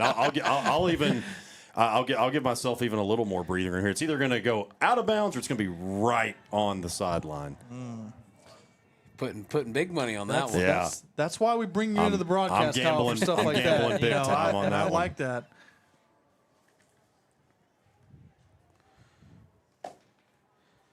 You know, we were talking about famous alumni here from Highland Park, and a guy that's about to retire from the MLB, Clayton Kershaw. Yeah, graduated with Matt. That's crazy. They had two Hall of Famers in one. And Matt Stafford is a Hall of Fame quarterback. I don't care what anybody says. Oh, Kyle. Oh, they went all the way. Oh, wow. That was okay. That's the first. That's like the maybe one of two that didn't result in a penalty. That was a pretty good kick. Yeah, on that. That was a good touchback. I will take your $100 then. Yeah, of course, Scotty. That is insane to me. You got in the 21st century. You've got Scotty Scheffler. You've got Matt Stafford. You've got Clayton Kershaw. Doak Walker went to school here years and decades and decades and decades ago. Bobby Lane. Probably the major NFL fans will remember Bobby Lane. He was the one that they said cursed the Lions back in the 50s when he got traded and. Finally, the Lions got things figured out. It took them about 60 years. They still never won a Super Bowl. That's true. They look a lot better now than they did, though. Yeah. Hand it off to Walker. Walker's just going to lose yardage as the tries to get away from him, but he'll be forced back into the backfield. And, well, you know, they say they talk about curses, but believe it was Pat McAfee who actually broke the curse as he hit a coffin corner in Ford Field where the ball went into the coffin on Peyton's Places. Don't ask me how I remember that. That ball's going to be thrown near the sideline. That's going to be caught. I believe that's Max Conine on the reception. I remember Mel Kiper when Matt Stafford was like a freshman, sophomore here at Highland Park. He went on SportsCenter and said that's going to be the first pick in the draft one day, and that's one that Kiper right. It's before Mel Kiper became Mel Kiper today. You know, when I was reminded about Matthew Stafford, we were talking and I was like, I wonder if the Rams are playing the Patriots, because that'd have been an interesting matchup this year of having an NFL player from both of these high schools playing each other. I didn't get a chance to look at the whole schedule to see if that happens later on, but again, the great Hunter Henry still out there playing for the Patriots. I think he's probably in his 7th or 8th season. Yeah, I think he got now. drafted in 16, so he's pushing a decade. Yeah, maybe it is his ninth year. So plenty of seasons in San Diego and moved out to New England. San Diego? They don't play there no more. Well, back in the day when he was there, he was a San Diego Charger. All right, Grandpa. It rolls out. Orgo going to keep it himself as he escapes on his feet. He'll slide down, but he'll be hit after the whistle, looking for a flag, and he's not going to get one. Even though there was an elbow thrown right in front of the official. Not that it would make a difference in the score, but there was an elbow thrown right in front of the white hat, and I guess he just overlooked it. So that's going to do it for the end of the third quarter. The Scots with a commanding lead, 58-12 our scores. We head to the final quarter of play here on PA Live, the National State Sports Network.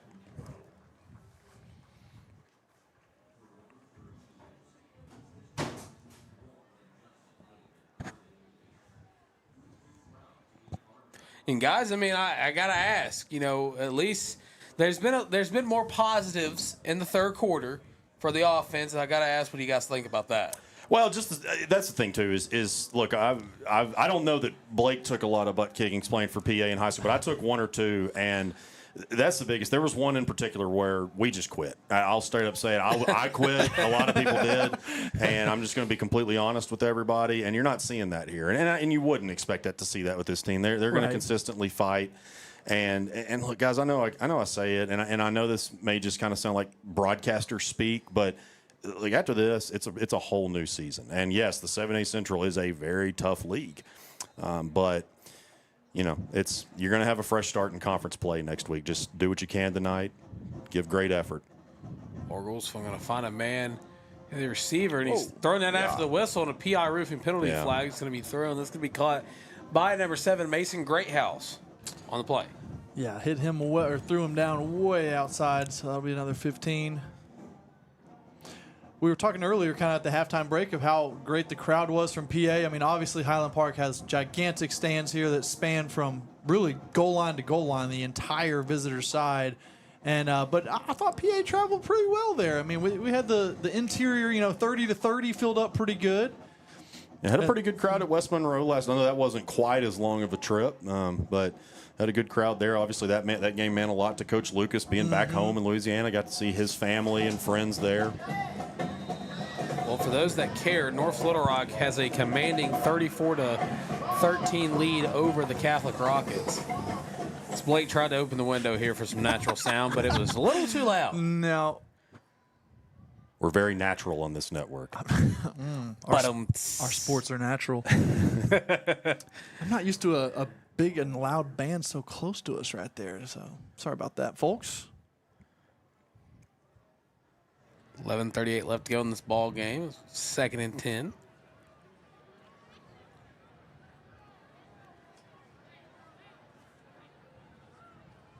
And I did receive word that they do not play the Rams, so.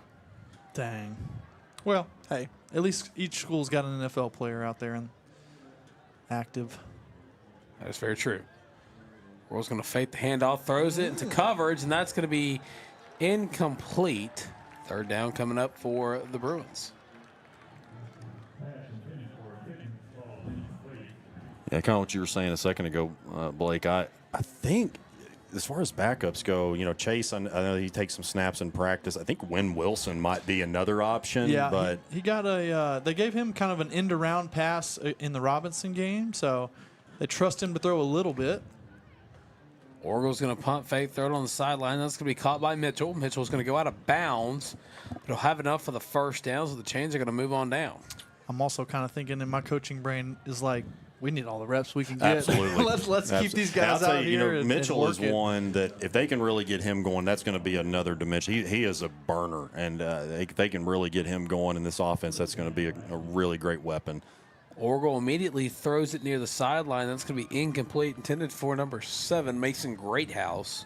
Yeah, we kind of hinted on it a little bit earlier of how many targets and how many balls they give to Javion, especially the first 3 games of this season. He's just gotten a ton of workload. So, like you said, if Rashawn can come along and they can spell Javion a little bit, I think that would be great for the long-term success of this team.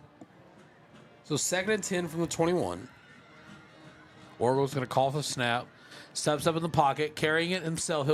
He'll slide down. He'll pick up around 4 on that one. Keeps it up the middle, and he slid down to protect himself from any fumble activities. So he'll bring up a 3rd and approximately 8 from the 19-yard line as they're now officially in the Caldwell Toyota red zone.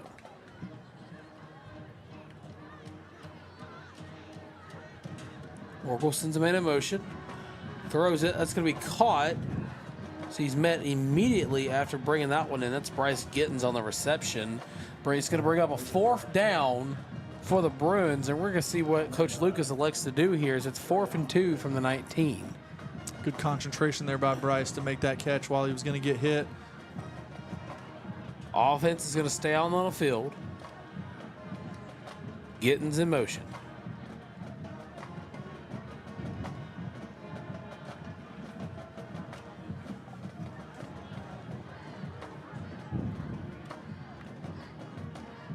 High snap. Orgel going to throw it immediately. It's going to be caught. Up for the first down and more. Did he get in the end zone? Yes, he did. Touchdown, Bruins. The Javion Walker again. That's his 2nd touchdown of the night. Yeah, I think that's right. So he's got 2 of the 3. Or is that? Did he get all 3 of them? He got one in the first half. Bryce scored one on the slant route. Okay. Yeah, that's right. So I think that was because he had the outside zone over here and then that one. So that was 2nd. After the touchdown, it'll be 58-18 as the Bruins are going to kick the PAT here.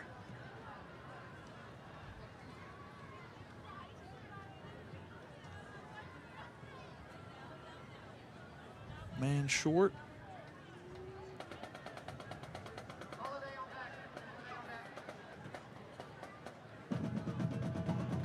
High snap. Almost blocked again, but it'll sail through the uprights.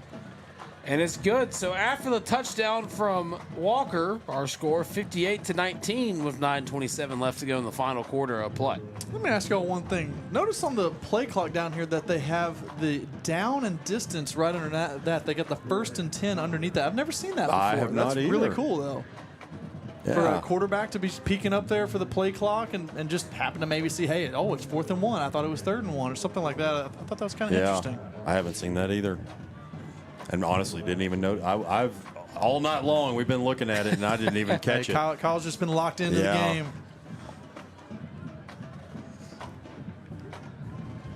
You're seeing it right there on your screen, and that's cool. Legit down to this. Now, I guess at that point you're trusting the scoreboard operator. Well, if they're the one from West Monroe, then you're putting a lot of faith in him. I mean, at this point, you might as well just play the fiddle for the remaining 9:27. But hey, you know what they say? If you're going to play in Texas, you're going to have a fiddle in the band. That's a knee slapper.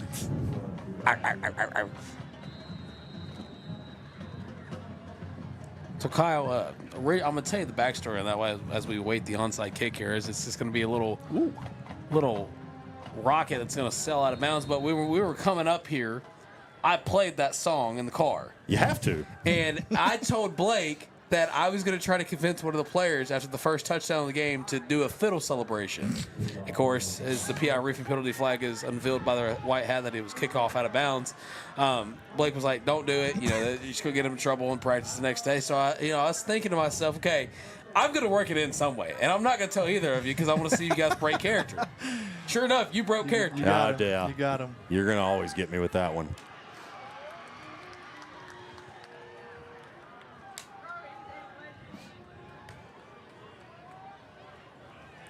we were kind of talking about the scoreboard operators earlier, and it kind of got me thinking about the whole press box up here in general and how hospitable all the people have been up here. The Highland Park people running this is great. They had some great food for us, great drinks. So really hospitable people up at the press box. As he puts on the burners on that one, he gets in the Caldwell Toyota red zone. That's 88 Colton Hamill. And also on the reception. His first catch of the year. Had a couple of guys get their first one. Of course, we've had a lot of receivers getting. I know it's been 2 and 4 that have been their studs, but and getting the ball around. Of course, and also too, they do have their reserves in. Yeah, they're definitely getting some second team guys in here. Some good work.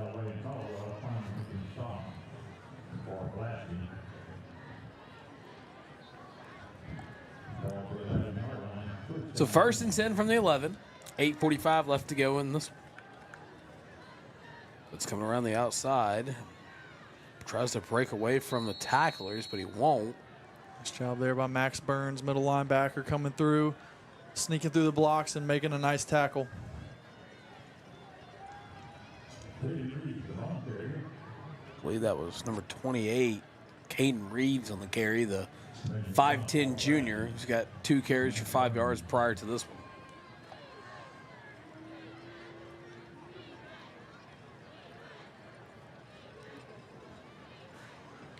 Approach the 8-minute mark here in the 4th quarter. 2nd and 10 from the 11.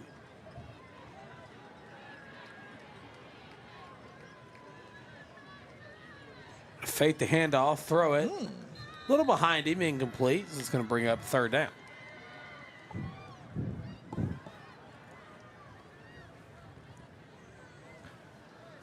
This will be a good confidence builder for the defense. I know we've still got pretty much all of our starters out there other than obviously TJ Logan that went down a little earlier in the game, but you know, good confidence builder if we can get the stop here for this defense. Well, you talk about TJ Logan. I'm looking through the binoculars here on the sideline, and it does look like he's near the training table with some crutches, so hopefully that ankle is just slightly twisted, just couldn't put weight on it. Yeah. Royce can drop back, throw it to the end zone. Almost caught it, incomplete. Speaking of that, I meant to keep an eye on in the second half for number 2 for Highland Park down on the sideline and see if he was still dressed out or not. I don't see him immediately right in front of me. And he might be in street clothes at this point. Yeah. See, there's 3 and 4. Can't see 2 though. Supposed to stand next to each other, aren't you guys? Yeah. I mean, come on. Yeah, you got to line them up. Yeah. So it'll be 4th and 10 from the 11. Looks like the Scots are going to go for it. Breaks him, draw back, throws it over the middle. Nice. Incomplete, no flag. So it'll be a turnover on downs as the Bruins offense is going to trot back onto the field as they take over from their own 11. Yeah, we'll take that tidbit of positive defensive stop there at this point in the game. We'll take it.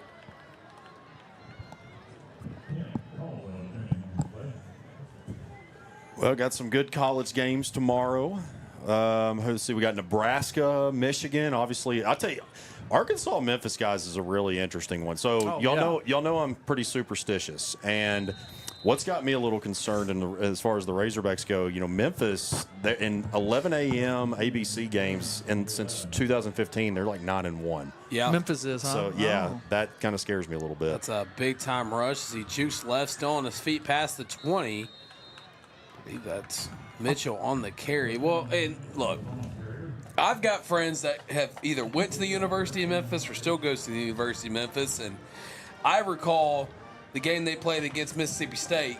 I think that was 2021. Yeah, they won that one. They won that beat Florida State. I know Florida State wasn't good last year, but still, that's a P4 win on the road. I think they might have beaten Ole Miss at 11 a.m. too. Yeah. Silverfield's done a good job. Breaks one, still on his feet, breaks another, gets down the sideline, 1 to beat, Nice juice cut. left at the 20, 15, 10, 5, touchdown Bruins. All about establishing some pride, and they're certainly doing that. Bryce has been a huge part of this. I know that it's, look, let's call it what it is. There's been plenty of struggles throughout the early season here on offense in particular, but He has been one of the bright spots there at receiver. Touchdown makes the score 58-25. It's about 7:01 remaining. The Bruins are going to kick the PAT here.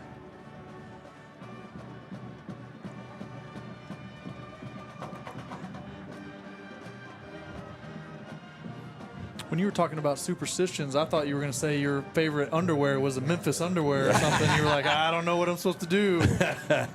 Ain't no thing. Oh, we know Tristan's got that in his bag. That's your favorite Memphis Tiger underwear. No. Now, don't try to get out of that. I do have a pair of socks that I did steal from my buddy on accident. So, anyway, steal from him on accident, huh? The PAT's good, 58-26. Now I will talk about the socks. So no, I'm here to distract you, Tristan, look, at this point. Look at this. What a play this was. Blake, you're not going to get me, partner. Hey, what a burger we had actually for lunch, dude. by the way. The King of the Hill meal is goated. And that's some new vernacular for you two, because I know you're a little up there in age. But wow. Up there in age, huh? Is that what you 23-year-olds call us? I ain't 23 yet. Speaking of, hey, I'll tell you who is 23. Goodness. My good buddy Jack Larson. Happy belated birthday to him. He just turned 23 yesterday. Shout out, Jack. Yeah. Entering his Jordan year. Avery threw me for a loop earlier today in the car ride, saying he just what did he say? He just turned 20? Yeah, he said he graduated high school in 2023, and I thought he was like 26. Oh my gosh. Ooh. Yeah, that's what's made me start like Blake. The seniors this year, like they weren't born yet when we were. That's what made me feel really old. So how does it feel to get the senior citizens discount at restaurants? We're not quite there yet, but we are old enough to be president. That Wednesday at Kroger, Wednesday afternoons at Kroger is so much better. Well, I'm sure it's worse for you, Blake, because if you go to the Kroger near PA, I bet you 3 or 4 different people know you just because of who your dad is. Yeah, that happens. Oh, Mama Caroline's probably saying, "Oh, I knew you when you were 13 years old." Kick goes out of bounds. So the Scots will take over. 7:01 left to go in this one.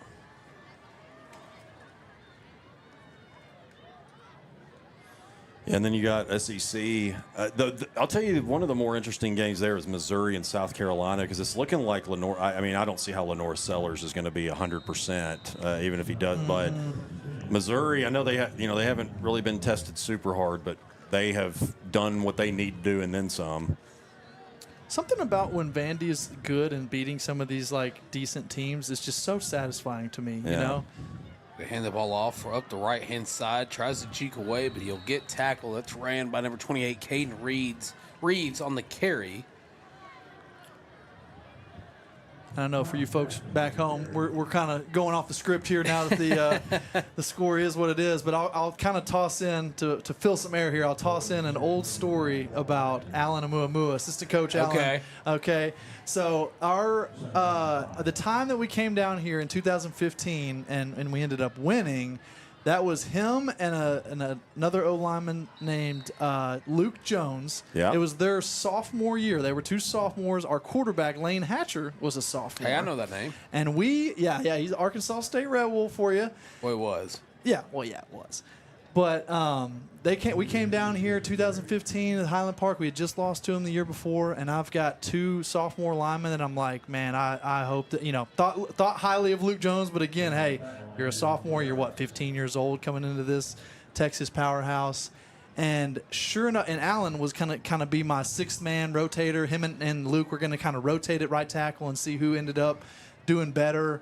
And sure enough, the first drive of the game, our starting left guard got hurt and got sick, really.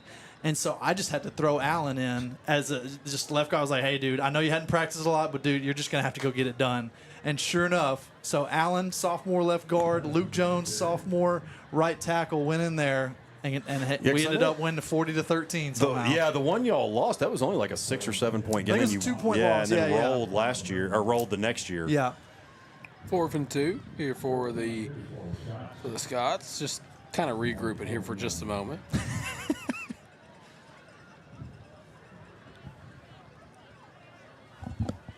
So we'll recap with story time with Blake Amsler in a moment. Hey, that's what the people are here for. Quarterback gets hit hard, deep pass, and it's going to be gone. No, he dropped it. Incomplete turnover on downs, and the Bruins will take over. And Blake, I got to ask you, I mean, we got 4 minutes, 57 seconds left. What other stories do you got from your time as a head coach, or not head coach, but offensive line coach at the PA Bruins? Oh boy, I've got plenty of stories. I'm trying to think which ones are appropriate for the air.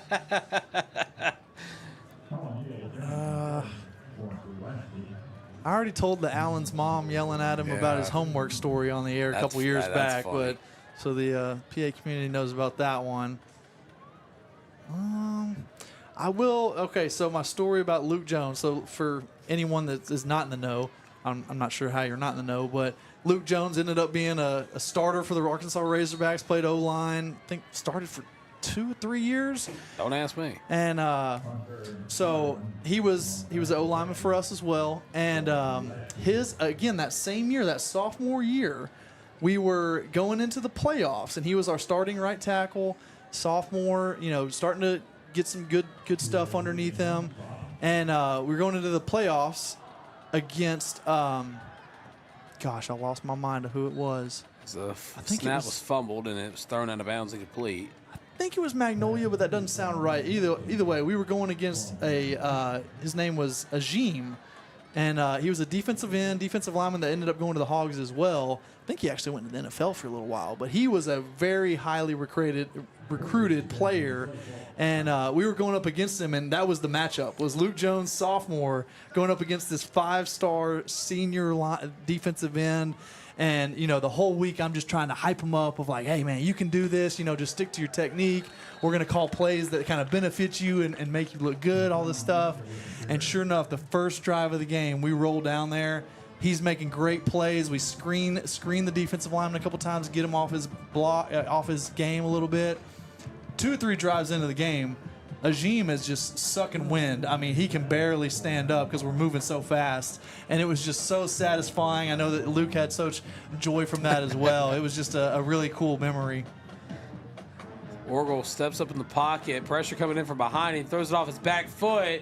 Incomplete turnover on downs. And hey, look, you talk about some of the alumni for the Pulaski Academy Bruins as there's an injured Scott on the field, but you talk about some of the alumni for the Pulaski Academy Bruins. Homecoming's coming up, and I know they put out a social media post calling some of the alumni back for that game. So you never know. We may get former alumnus on the broadcast. Yeah. I'll try to see who is going to be there and try to get someone up maybe to come in at halftime and give us a little spiel or see what they're up to. So yeah, that'd be pretty cool if we could get Lane maybe up here, former A-State guy, to come talk with you a little bit. I know him. He don't know me. Well, that's why I'm going to be the introducer. I tell you what, Lane Hatcher was there, I think, 1 year before he entered the transfer portal because the quarterback job came down to him and James Blackman. I thought Lane Hatcher should have won it because, I mean, everybody can go back and watch what James Blackman did at A-State. But I'm not going to talk about that on PA Live's broadcast because then I'll just get mad. But and for those of you that don't know, the last 4 years of my life is undergraduate at Arkansas State University. I had my own sports show called Red Wolf Roundtable with my best friend Cooper Melder, and we covered the Red Wolves. So there's your up to speed spiel on that. Big Red Wolves guy over here in the broadcast booth. Yeah. Wolves up, sure. Here they took a lot of my money. Oh, hey, we're getting a shot of the boys up top. Hey, hi, Mom. Hey, now. Hi, Mom. Howdy ho. I don't know where our camera was, but that was like all the way across the field, it seemed like. Oh, I think I see her now. That pass is going to be thrown near the 40. He's going to break one tackle as he gets out of bounds, enough for a first down. 3:44 left to go on the game clock. Hey, and shout out to Coach Kelly watching. He gave me a text to clarify. And, Kyle, if you were here, you would have known this name. I thought it was Magnolia. Hope McTelvin Ajim. Yeah, so game, Yeah, exactly. And he ended up in the NFL, right? He was, he got drafted by the Broncos, and I think he got cut during training camp. But yeah, he was in high school. He was like returning punts for touchdowns. And yeah, he was. I do remember that. But we were, as you were taking a little quick bathroom break, we were talking about, some history of us playing. Way to just throw his business out there. As that pass is laid out there, it's incomplete. It's incomplete. But yeah, Blake, go ahead. Sorry for cutting you off. Oh no, I didn't know it was like foul to go to the bathroom during a 4-hour football game. You talked about the hospitality. Their Diet Dr. Peppers have been very delicious tonight. There should be. I don't know. I don't think I drank it all. Kyle drank 18 of them. They're all gone. I had maybe about 12 Dr. Peppers. There's not one in the building left. Congratulations. How does it feel to be an All-American? I got to pay. Congratulations. Like the 40 people watching just clicked off. Yeah, we have now lost all viewership. Give us a comment in the comment section if you're still here, guys. Don't ask me to look. My phone's at 1%. That pass is going to be caught. Try to get away from one that he'll be brought down. It's number 81 on the reception. Excuse me, that was 88, Colton Hamill.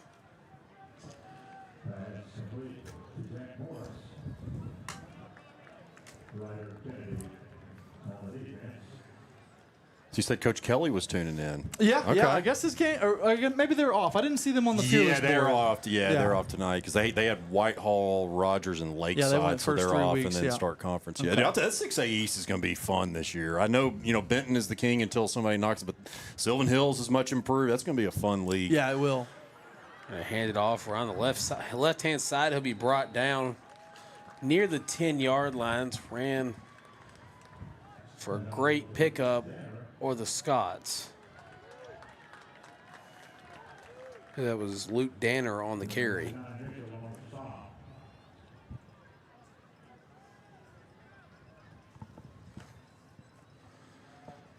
So we approach the 2-minute warning. 2nd and 2 from the 14-yard line there on the Caldwell Toyota red zone.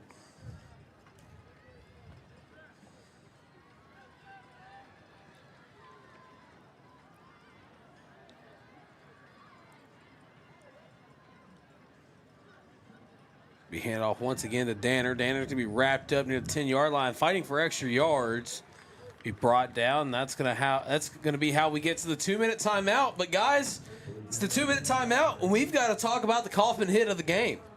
Let's talk about it, man. It's got to be Hartford Lowe's hit, right? I mean, I know the guy got injured, but gosh, check this out right here. Wham! That's exactly how you do it. No, I mean, just using the shoulder. Like you said, we hate that anybody had to get injured on that play, but you're going to lay a lick, especially in today's world with all the rules that they have. That's exactly how you coach it. Yeah, no head in it at all. No head-on-head contact. It was all shoulders. It's be 1st and goal here after the 2-minute warning / timeout, whichever you would like to refer to it as. If you're still with us, I want to thank everybody for tuning in to P Live in the Natural State Sports Network for another exciting Pulaski Academy football game. Tristan Harlen, of course, Blake Amsler, and the infamous Kyle Sutherland.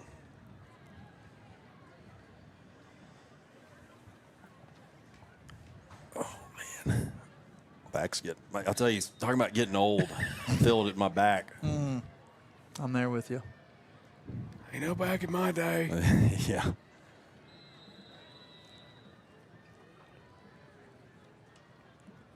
They may be setting up to just take some knees to finish this one out. Yeah.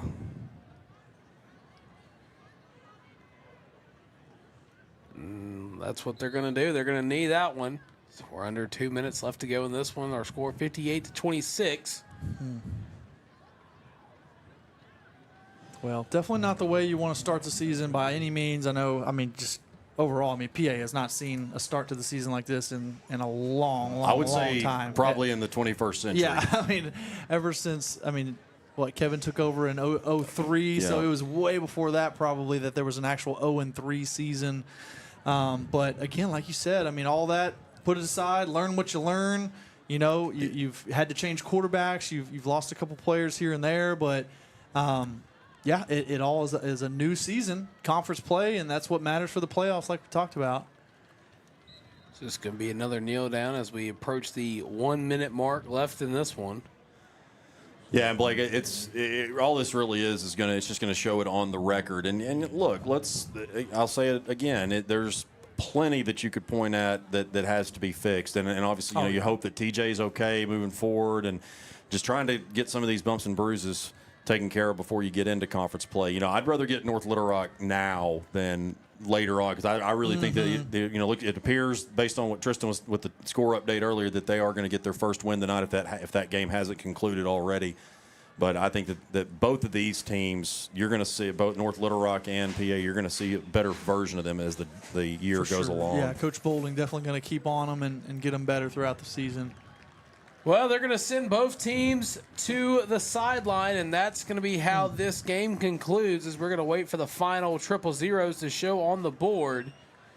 But that's going to do it for the third game of the 2025 campaign for your Pulaski Academy Bruins, as they are sadly defeated by the Scots of Highland Park, 58-26. For Kyle Sutherland, Blake Amsler, and our entire talented, phenomenal broadcast crew, I'm Tristan Harlen saying so long, good night. We will see you Thursday for the first home game against North Little Rock, and as always, go Bruins.